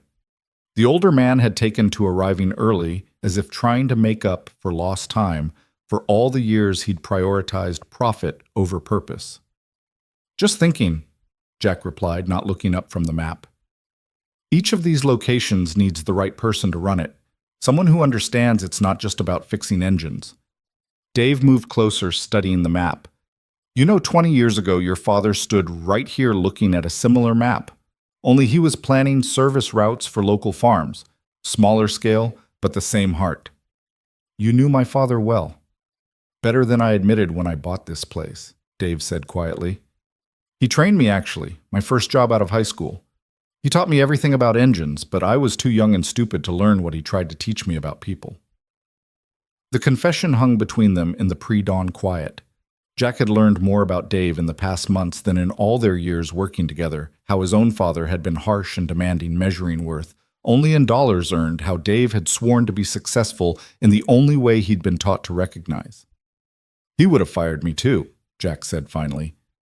"If I'd abandoned the shop during work hours when he was struggling to make payroll. The difference is he would have shown up at my house that night with a six-pack and a plan to make it right." "Yeah," Dave agreed. "He would have. Tom Miller never let principle get in the way of people." Their conversation was interrupted by the arrival of Carlos and his team, the veterans who had become the backbone of the operation. Miguel was reading from his phone, his face troubled. "What is it?" Carlos asked. "My cousin in Cheyenne. Remember I told him about our program? He says there's a situation there. The food bank's main refrigerated truck has been down for 2 weeks.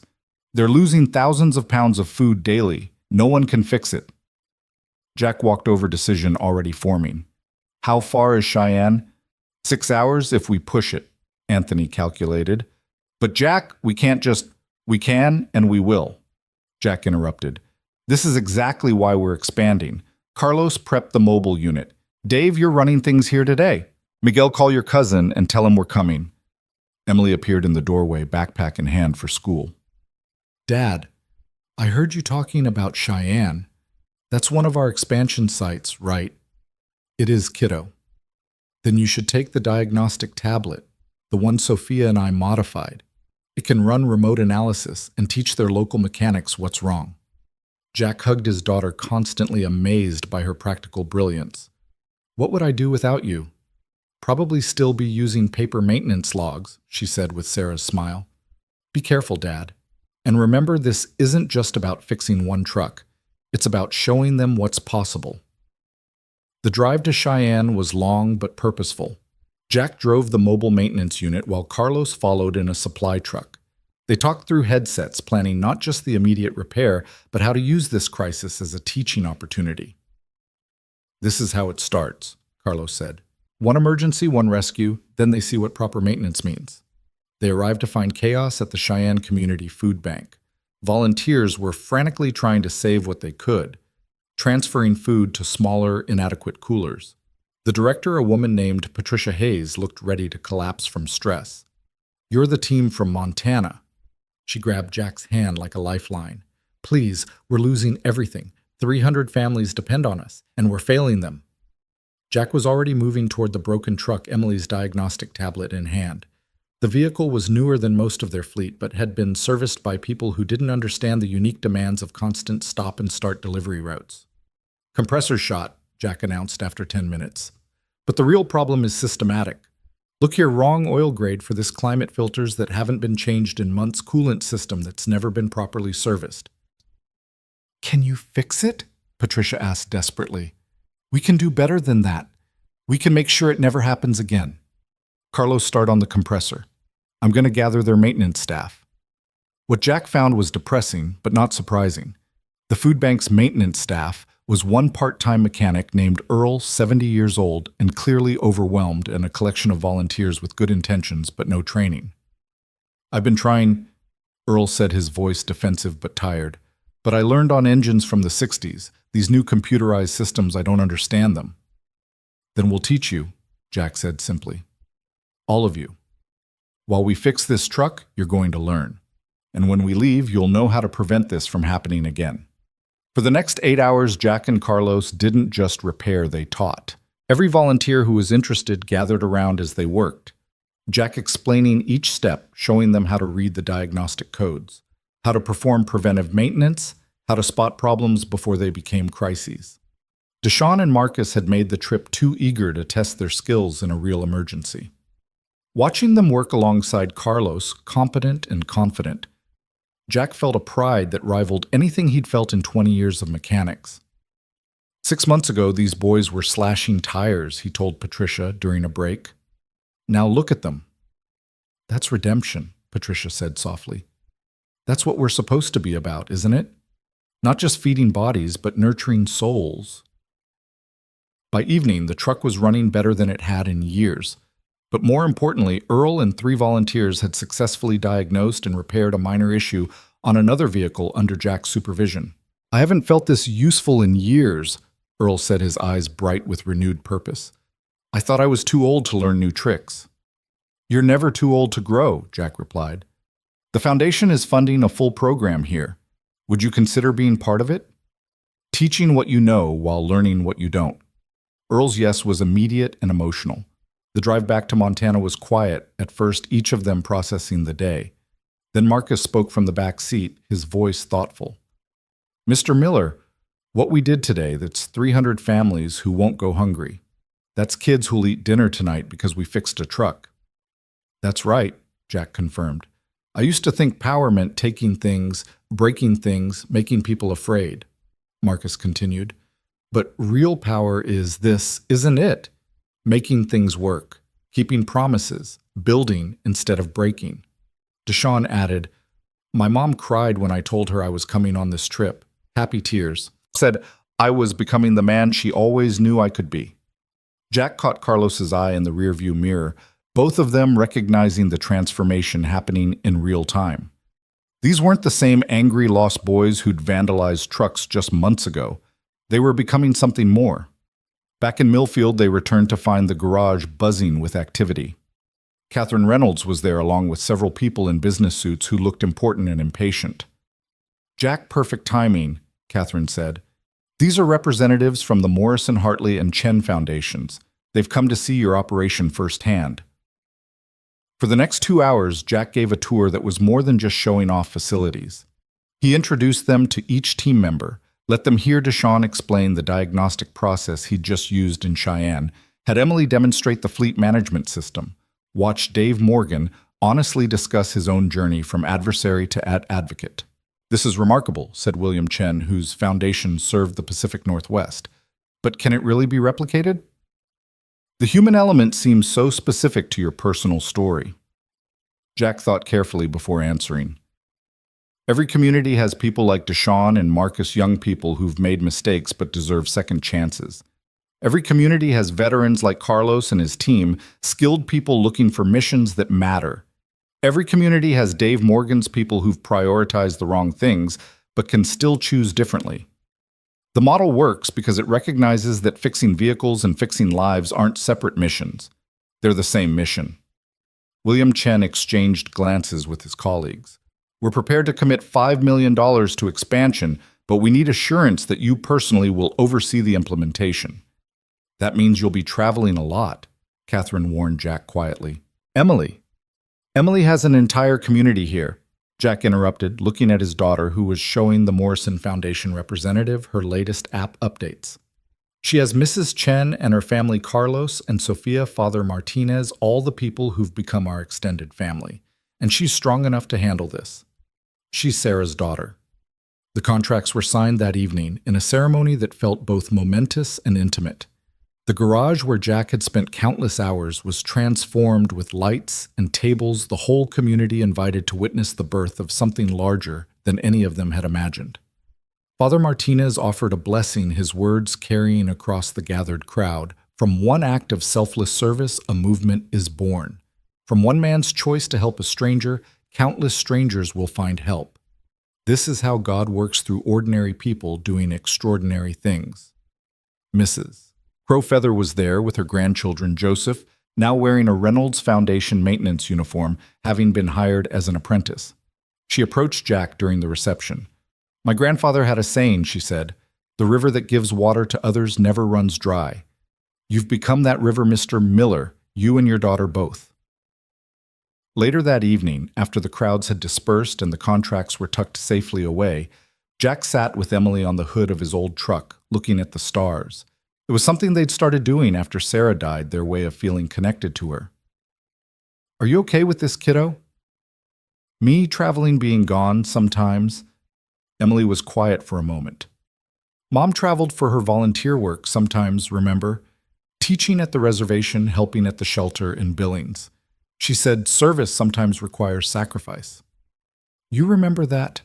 "I remember everything about her," Emily said softly. "And Dad, what you're building, it's like taking everything Mom believed in and making it real, tangible, fixable. She helped hearts. You fix the vehicles that help the hearts get where they need to go." Jack pulled his daughter close, thinking about how much she'd grown in the past months, how much they'd both grown. "I have something for you," Emily said, pulling out a small wrapped package. "I've been working on it with Sophia and the team." Inside was a custom-engraved multi-tool similar to Jack's grandfather's, but modernized. On one side was engraved Miller Mechanics Service above self, and on the other a quote from Sarah, "Every action creates ripples." "The QR code on the handle," Emily explained, "links to our complete training database. Every procedure, every lesson you've taught, every innovation the team has developed. So wherever you go, you carry all our knowledge with you." Jack turned the tool over in his hands, feeling the weight of legacy, his grandfather's, his father's, Sarah's, and now Emily's, all combined into something he could carry forward. The first major expansion trip came 2 weeks later, Spokane, Washington, where a foundation serving indigenous communities was struggling with a fleet held together by hope and wire. Jack took Deshawn and Marcus with him, wanting them to see how their skills could change lives beyond Millfield. The Spokane situation was worse than Cheyenne. Of their 30 vehicles, only 5 were truly operational. The rest were in various states of breakdown, some having been sitting idle for months. "This is impossible," the Foundation director James Littlefoot said despairingly. "We serve 7 reservations. Without these vehicles, elders don't get medical care, children don't get to after-school programs, food doesn't reach the hungry." "Nothing's impossible," Jack said, surveying the lot. "Deshawn, Marcus, what do you see?" The 2 young men walked through the vehicles with newfound authority, making notes identifying problems. Their transformation was complete. They'd gone from destroying to diagnosing, from taking apart to putting together. "We can get 20 operational within a week," Deshawn announced. "The other 10 need major parts, but if we cannibalize 3 for components, we can save 7. James Littlefoot stared at these young men, barely out of their teens, speaking with such confidence about his foundation's lifeline. "Who are you people?" "We're mechanics," Marcus said simply. "But more than that, we're people who understand that every vehicle matters because every person matters." They worked 18-hour days in Spokane, not just repairing, but teaching, not just fixing, but transforming. Jack established a training program with local veterans, set up a youth apprenticeship with the tribal council, created systems that would outlast his presence. On the 4th night, exhausted and covered in grease, the 3 of them sat in a small diner near the foundation. An elderly Native American man at the next table had been watching them. "You're the ones fixing the buses," he said. "It wasn't a question." "Yes, sir," Jack replied. "My granddaughter has diabetes. That medical van you fixed today, it brings her insulin every week. Without it..." He stopped, emotion overwhelming him. "Thank you." After the man left, Marcus stared at his half-eaten burger. "I've never been thanked like that, like what I did mattered to someone's life." "Get used to it," Jack said. "This is what purpose feels like." They returned to Montana to find the program had grown in their absence. Father Martinez had recruited 10 more youth for training. Carlos's veteran network had produced 5 qualified mechanics looking for work. The Morrison Foundation had sent their entire fleet management team for training. But it was Emily's development that amazed Jack most. She'd established a youth council for the STEM program, was teaching coding to reservation children via video link, and had started what she called the Sarah Miller Memorial Garden at the foundation, a space where families waiting for services could find peace. "She's becoming a leader," Catherine Reynolds told Jack one afternoon, watching Emily coordinate a team of peers working on the latest app updates. "Just like her mother, just like you, but in her own unique way." That evening, as Jack prepared for his next trip, Boise this time, Emily helped him pack. She'd created a detailed checklist, organized his tools, even prepared briefing documents on the Boise Foundation's specific challenges. "You're 12 years old," Jack said, amazed. "When did you become my logistics coordinator?" "When you started changing the world," Emily replied matter-of-factly. "Someone has to keep you organized while you do it." The Boise trip revealed new challenges. The foundation there served migrant farm workers, and their vehicles needed to be mobile service centers providing everything from medical care to legal aid to education. The complexity was staggering. "We need vehicles that can transform," the director Maria Santos explained. "Medical clinic in the morning, classroom in the afternoon, legal aid office in the evening." Jack studied the problem, then called Emily. "Remember that modular design you were sketching last week? The transformable interior system, Dad, that was just an idea. It's exactly what we need. Can you work with the team to develop it fully?" Within days, Emily and her STEM team had created designs for modular vehicle interiors that could be reconfigured in minutes. The Boise Foundation became the pilot program, and within a month their service capacity had doubled without adding a single vehicle. The success stories multiplied. In Billings, they established a program that employed former prisoners as mechanics, giving them skills and hope. In Coeur d'Alene, they created a mobile maintenance unit that served rural communities, bringing repair services to vehicles that couldn't make it to shops. But success brought new challenges. Jack was away from home more often, missing Emily's school events, returning exhausted from weeks on the road. One night, he came home to find Emily asleep at the kitchen table, surrounded by homework and a half-eaten dinner. A note in her handwriting read, "Dad, Mrs. Chen invited me for dinner, but I wanted to wait for you. There's pasta in the fridge. Love you." Jack sat beside his sleeping daughter, guilt washing over him. He was changing lives across 3 states, but was he failing the one life that mattered most? "You're not failing her." Sarah's voice seemed to whisper, "Maybe just the wind, maybe just memory. You're showing her what service looks like. You're teaching her that love isn't just words, it's action, even when that action takes you away." Emily stirred, opening her eyes. "Dad, you're home." "I'm home, kiddo. I'm sorry I'm late." "It's okay. Mrs. Crowfeather's granddaughter Mary got her scholarship today. The Emily Miller STEM Scholarship. She's going to be an engineer. That happened because you were away helping others. It's all connected, Dad." Jack hugged his daughter tight, understanding that she'd inherited not just Sarah's brilliance, but her wisdom, her ability to see the larger picture even in moments of personal sacrifice. The next morning brought unexpected news. Dave Morgan had suffered a heart attack. Jack rushed to the hospital, finding Dave conscious but pale-looking, older than his years. "Ironic, isn't it?" Dave said weakly. "You saved Catherine Reynolds when she had her heart attack, and that led to everything. Now here I am." "You're going to be fine," Jack assured him, though the doctors had been less certain. "Maybe, maybe not. But Jack, I need to tell you something. I've been putting money aside. Every paycheck from the foundation. I want to create a fund, the Second Chances Fund, for people like Deshaun and Marcus kids who need opportunity, not punishment. Dave, let me finish. I wasted decades chasing the wrong things. These last months working with those boys, seeing them transform, that's the only real success I've ever had. Promise me you'll make it happen." Jack promised, and Dave smiled, looking more at peace than Jack had ever seen him. Dave survived, but his working days were over.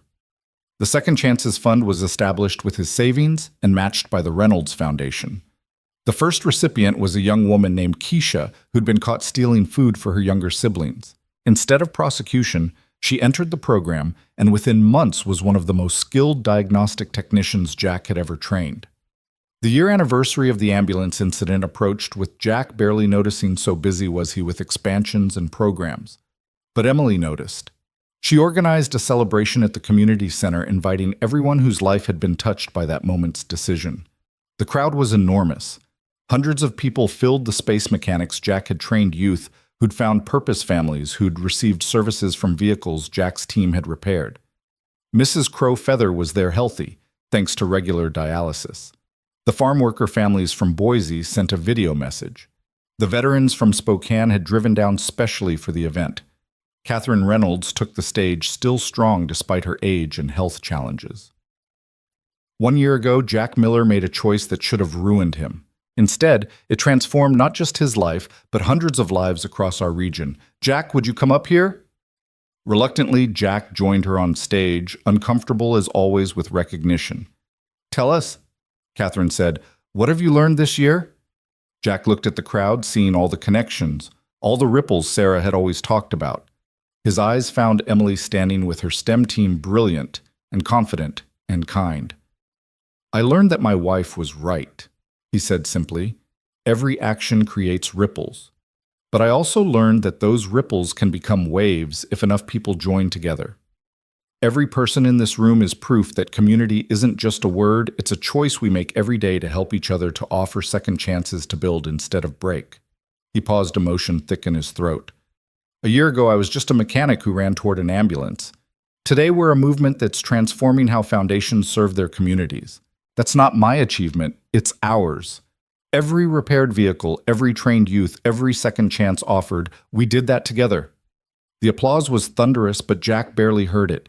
He was looking at Emily, who was crying and smiling simultaneously, so much like Sarah. In that moment, it took his breath away. After the celebration, as people slowly dispersed, Jack and Emily stood outside the community center, the same spot where they'd stood after his first Reynolds Foundation presentation. It's been a hell of a year, kiddo, Jack said. Mom would be so proud, Emily replied. Not just of what you've built, but of who you've become. Who we've become, Jack corrected. None of this happens without you. A car pulled up Catherine Reynolds again, but this time she wasn't alone. A young man in an expensive suit stood beside her, looking uncomfortable but determined. Jack, Catherine said, this is my grandson, William. He's been living in New York working on Wall Street. He's read about your program. William stepped forward, extending his hand. Mr. Miller, I want to learn. Not the business side, I know that. I want to learn mechanics. I want to understand how things actually work, how to fix things with my hands, not just spreadsheets. Jack studied the young man's soft hands that had never held a wrench, expensive shoes that would be ruined in a day, but something genuine in his eyes. It's hard work, Jack warned. No special treatment because you're Mrs. Reynolds' grandson. I wouldn't want any, William said firmly. I've spent 5 years making rich people richer. I want to do something that matters. Jack looked at Catherine, who smiled. Another ripple, she said simply. As they walked back to the truck, Emily asked, Are you really going to train a Wall Street banker to be a mechanic? Everyone deserves a chance to find their purpose, Jack replied. Even rich kids who've lost their way. Like Deshaun and Marcus, just from the other direction, Emily observed. Exactly. That night, Jack sat at his kitchen table updating the training manuals for the newest expansion sites. Emily worked beside him on her homework, the comfortable silence of shared purpose filling the space. Outside, Millfield slept peacefully, unaware that in this small house, a revolution in community service was being planned and refined. Jack's phone buzzed with messages from the various sites, successes, challenges, requests for guidance. Each message represented lives being changed, communities being served, promises being kept. Dad, Emily said suddenly, I've been thinking about Mom's ripples metaphor. I think she was wrong about one thing. Oh, she always talked about dropping a stone in water and watching the ripples spread. But what you've done, it's more like teaching other people to drop their own stones. The ripples aren't just spreading from one point. They're overlapping, reinforcing each other, creating patterns nobody could have predicted. Jack looked at his 12-year-old daughter, wise beyond her years, carrying forward Sarah's legacy in ways neither of them could have imagined. You're right, he said. It's not just ripples anymore. It's a wave of change. The wave of change Emily had described crashed into reality 6 months later. When William Reynolds, Catherine's grandson, stood in the garage at 5 a.m, his soft hands now calloused and scarred, rebuilding an engine with the focused intensity of someone who'd finally found their calling. Jack watched from the doorway, remembering the Wall Street banker who'd arrived in Italian leather shoes, now transformed into someone who understood that real value wasn't measured in stock prices, but in lives served. Compression's still off, and William muttered, not looking up from his work. The head gasket's warped. This whole engine needs rebuilding, not just patching. Good catch, Jack said, stepping into the garage. 6 months ago, you wouldn't have known a head gasket from a head of lettuce. William laughed, a sound that had become more common as the pretension of his former life had been stripped away layer by layer like old paint from metal. 6 months ago, I thought I was important because I moved millions of dollars with a keystroke. Now I know I'm important when Mrs. Chen's delivery van starts on a cold morning. The transformation hadn't been easy. William's first week had been brutal to Sean, and Marcus had shown no mercy, making him prove himself just as they'd had to. But something in William had responded to the challenge, perhaps the same something that had made his grandmother Catherine build a foundation instead of just inheriting wealth. Your grandmother's here, Jack said, nodding toward the office where Catherine Reynolds was reviewing expansion plans with Emily, who had become an unofficial strategic advisor despite being only 13 now. Already. William checked his watch, leaving a fresh grease mark on his face. The board meeting isn't until 9. This isn't about the board meeting, Jack said quietly. It's about something else, something bigger. They walked to the office together. William still wiping his hands on a rag, a gesture that had become second nature. Inside, Catherine sat with Emily, but they weren't alone. James Richardson was there, along with several people Jack didn't recognize, their suits suggesting significance. Jack William, Catherine began, her voice carrying the weight of momentous news. These are representatives from the Federal Transportation Authority and the Department of Health and Human Services. They've been observing our program for the past year. A woman in her 50s with sharp eyes and graying hair pulled back severely stood and extended her hand. Director Patricia Williams, Mr. Miller, what you've created here has caught national attention. We're here to discuss scaling it. Scaling it? Jack repeated, his mind already racing.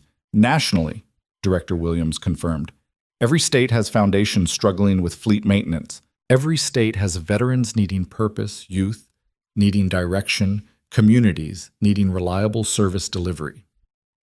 The Miller model, as it's being called, could transform how America serves its most vulnerable populations. Jack sat down heavily, the weight of the possibility overwhelming. Emily reached over and squeezed his hand, a gesture so reminiscent of Sarah that it steadied him. We're talking about a federal program, Director Williams continued. Funding for 1,000 locations, training for 10,000 mechanics, service to millions of Americans. But we need you to lead it. I'm just a mechanic, Jack said automatically, the same response he'd given Catherine 2 years ago. No, Williams spoke up, surprising everyone. You're not just anything. I've watched you for 6 months. You see connections others miss. You understand that fixing machines and fixing lives aren't separate activities. You've taught me that real leadership isn't about commanding from above, it's about serving from below, lifting others up. Catherine smiled at her grandson's words. The board has already approved. The Reynolds Foundation will provide initial funding and infrastructure. But Jack, this decision is yours. Jack looked at Emily, seeking her wisdom despite her youth. She smiled Sarah's smile, but with her own steel beneath it.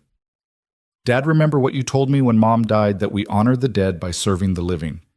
This is that magnified 1,000 times. Before Jack could respond, his phone rang urgently. It was Carlos, who was managing the Spokane site. Jack, we have a situation. Massive wildfire evacuation orders for 3 reservations. Every vehicle is needed, but half are down for maintenance. We need everyone. Jack stood immediately, decision crystallizing. Director Williams, you want to see what we do? Come with us. Emily called the team. Everyone available, we're going to Spokane. William prepped the mobile units. Mr. Miller, Director Williams said, I'm here for a meeting, not... With respect, Director, you can't understand what we do from a conference room. You need to see it when it matters most, when lives hang in the balance.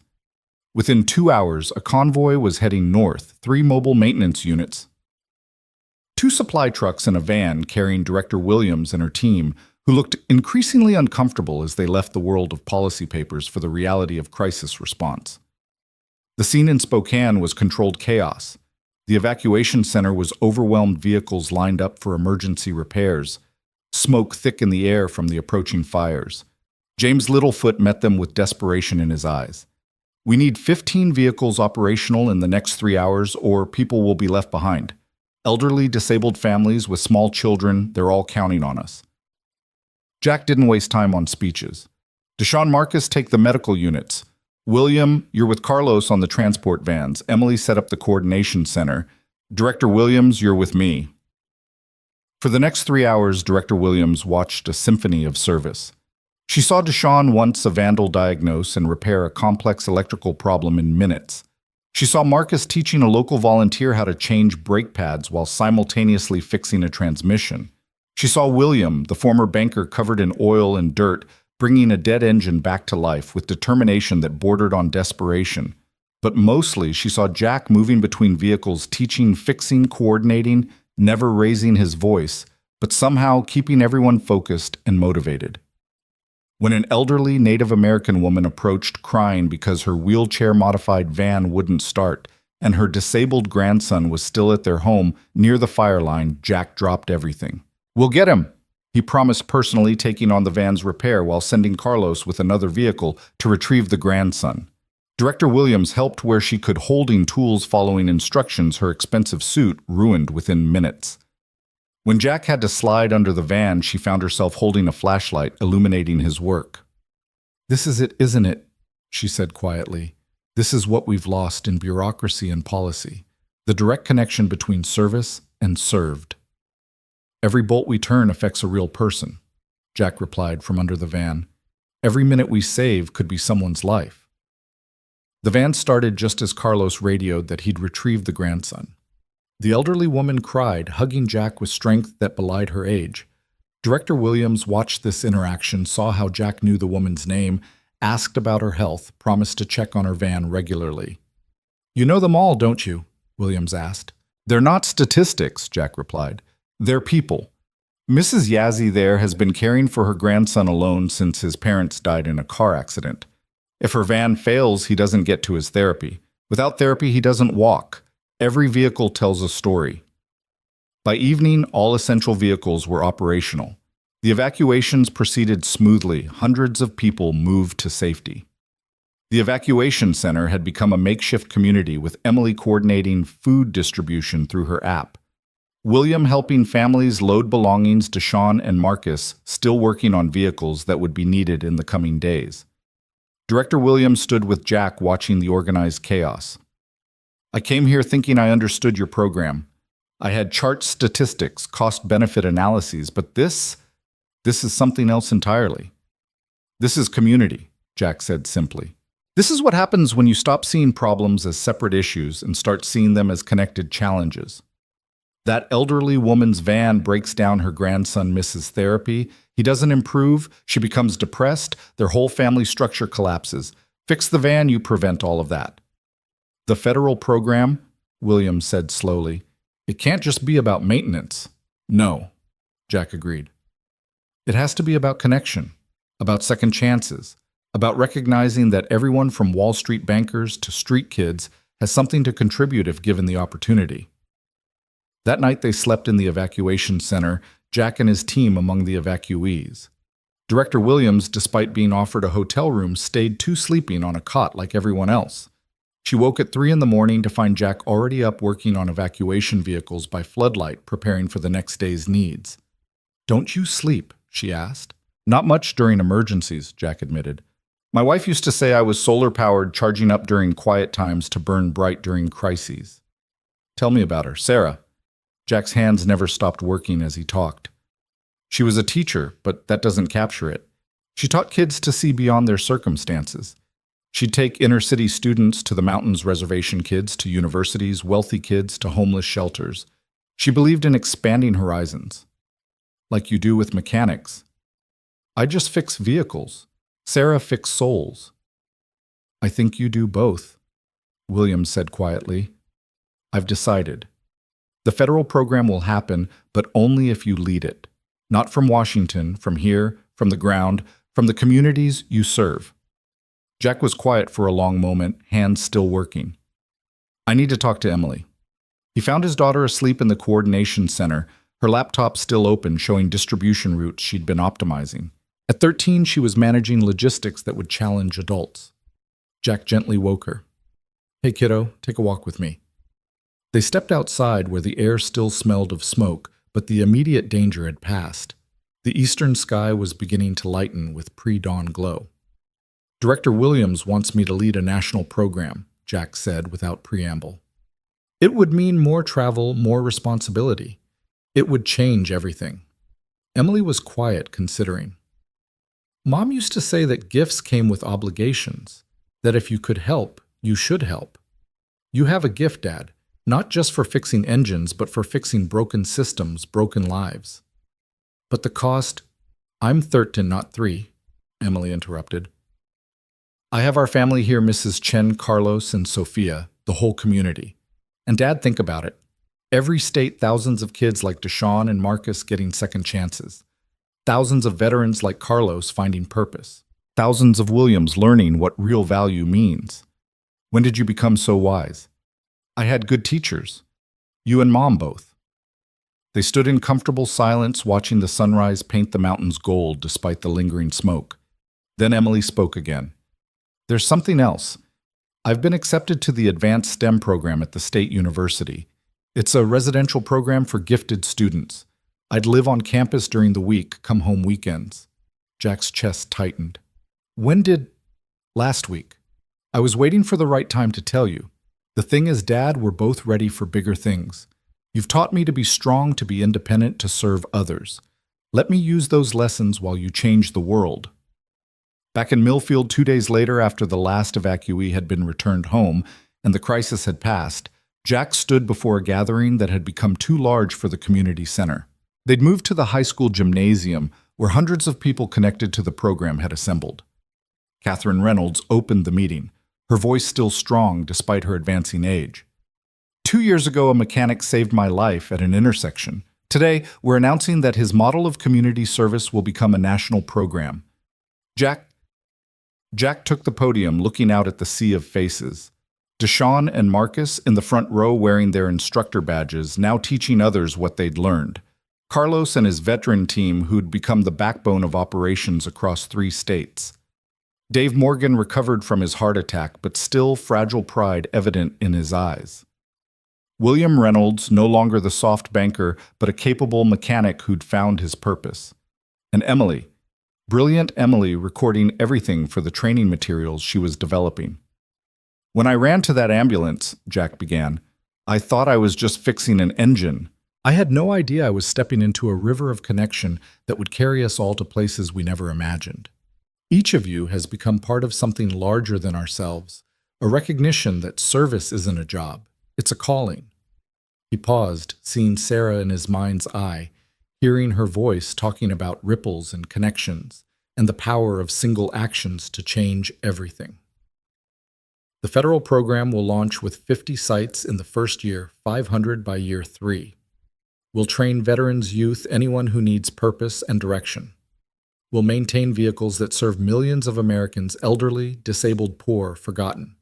But more than that, we'll build communities that understand a fundamental truth: we rise or fall together."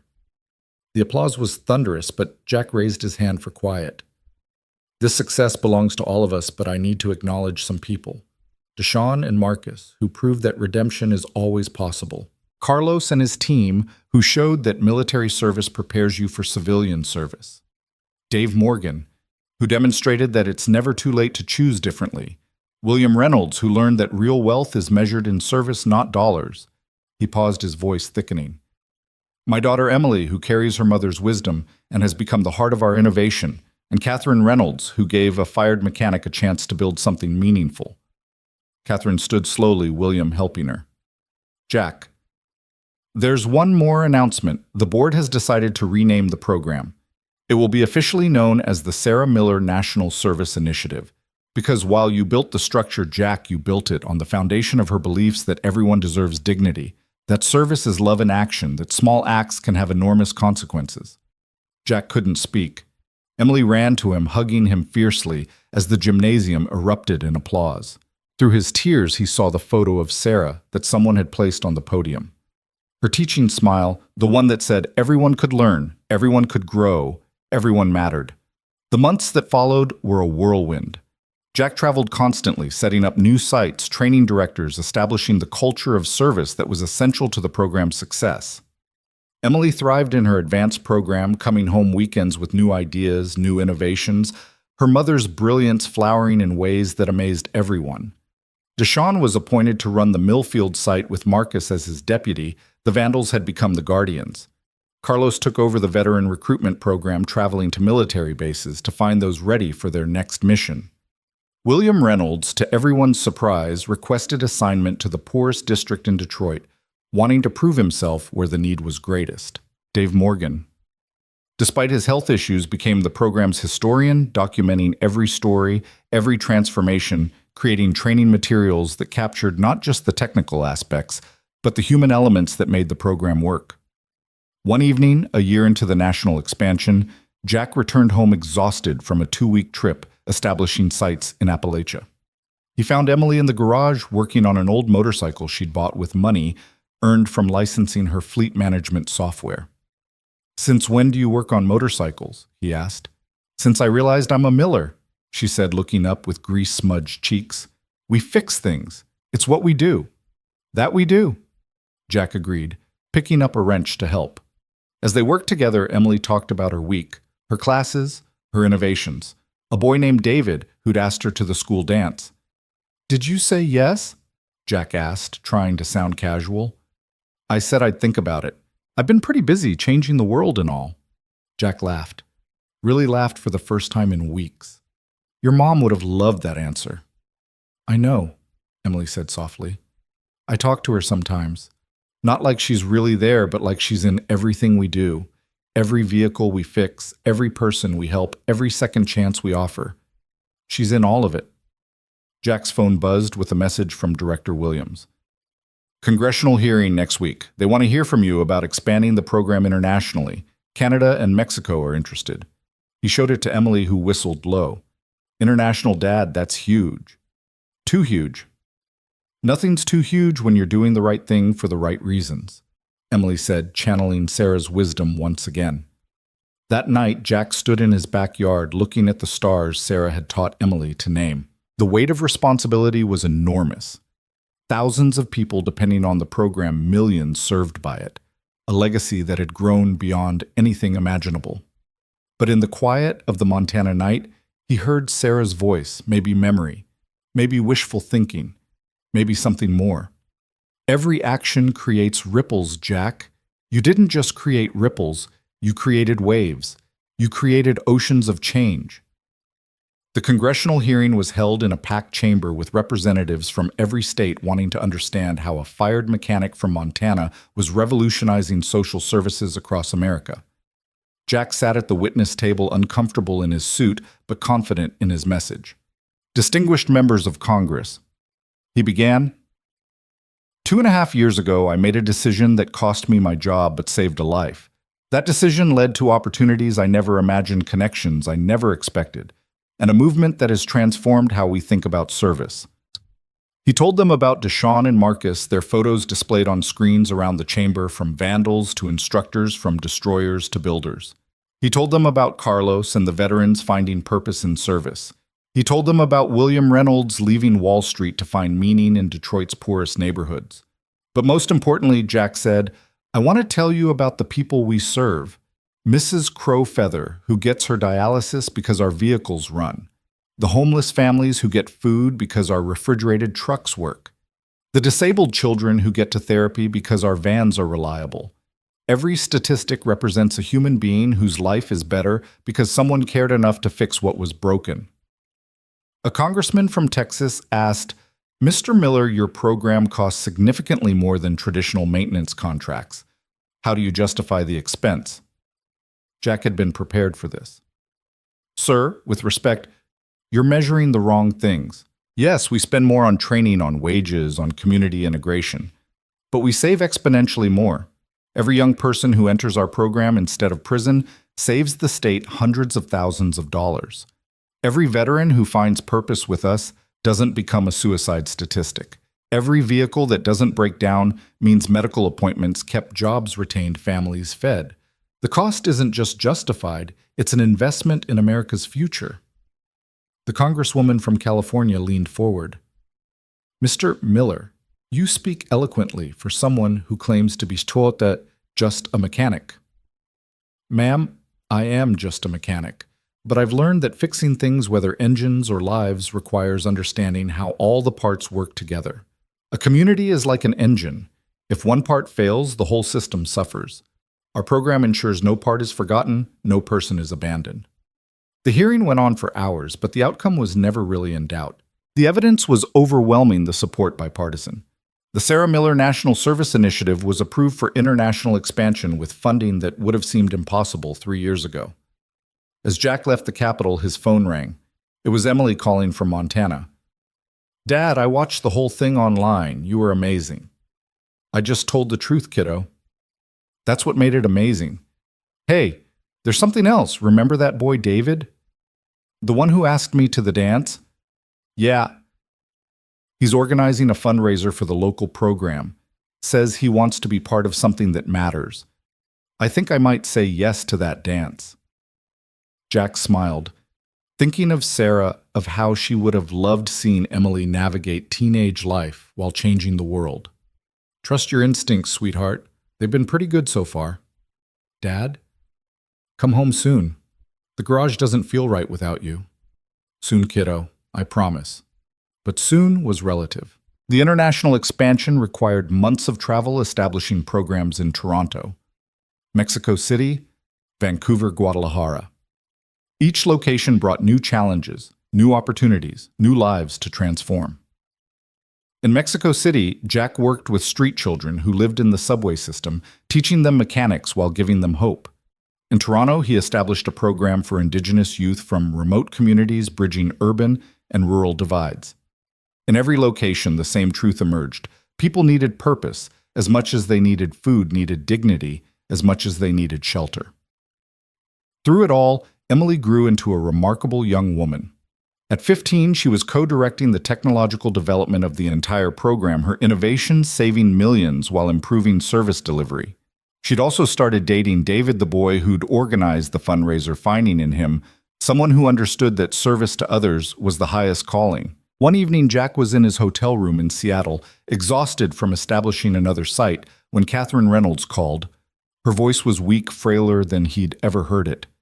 Jack, I need you to come home. Not for the program. For me.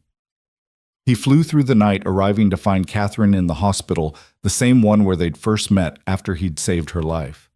She was dying, her body finally surrendering to age and the heart condition that had plagued her for years. I wanted to thank you, she said, her voice barely a whisper. Not for saving my life that day, but for showing me what that life was worth. For proving that investment in people pays the highest dividends. Catherine, you gave me the chance. No, Jack. You created the chance. You took a moment of crisis and transformed it into a movement of hope. Promise me something. Anything. Don't let it become just another program. Keep it personal. Keep it connected. Keep it human. I promise. Catherine smiled, closing her eyes. Sarah would be so proud. Of you, of Emily, of everything you've built on the foundation of her beliefs. Catherine Reynolds died that night, surrounded by family and those whose lives she'd touched. The funeral was attended by thousands, a testament to a life well lived. But it was William who gave the most moving eulogy. My grandmother was born into wealth, he said, standing at the podium in his mechanic's uniform, not a suit. She could have lived a life of pure privilege. Instead, she chose service. But her greatest act of service might have been recognizing Jack Miller's potential, seeing in a fired mechanic the seeds of national transformation. He paused, looking directly at Jack. She used to say that wealth wasn't what you had, but what you did with what you had. Jack Miller had skills, compassion, and courage. He's done more with those than most do with millions. Grandmother saw that. She invested in that. And that investment has paid dividends that will ripple through generations. After the funeral, the Reynolds Foundation board met. They offered Jack the position of executive director, essentially Catherine's job. He declined. I'm a mechanic, he said simply. I belong in the garage with the vehicles, with the people. But Emily, He looked at his daughter, now 16, brilliant and compassionate in equal measure. Emily has her mother's vision and Catherine's strategic mind. Train her. In 2 years, when she's 18, she'll be ready to help lead this foundation into its next chapter. The board was skeptical until Emily presented her 5-year plan, a comprehensive vision that integrated artificial intelligence with human service that expanded the program to include renewable energy vehicle conversion that created pathways from service to ownership, allowing program graduates to eventually own their own shops. "This is remarkable," the board chair said. "You're 16. Age is just a number," Emily replied with Sarah's smile. "Impact is what matters." The program continued to grow. By year 4, it operated in every state, 200 Canadian locations, and 50 sites in Mexico. Deshawn had become a national trainer, traveling to share his story and expertise. Marcus had written a book about redemption through service, which became required reading in the program. Carlos led the Veteran Integration Initiative, having helped 5,000 veterans find purpose in civilian service.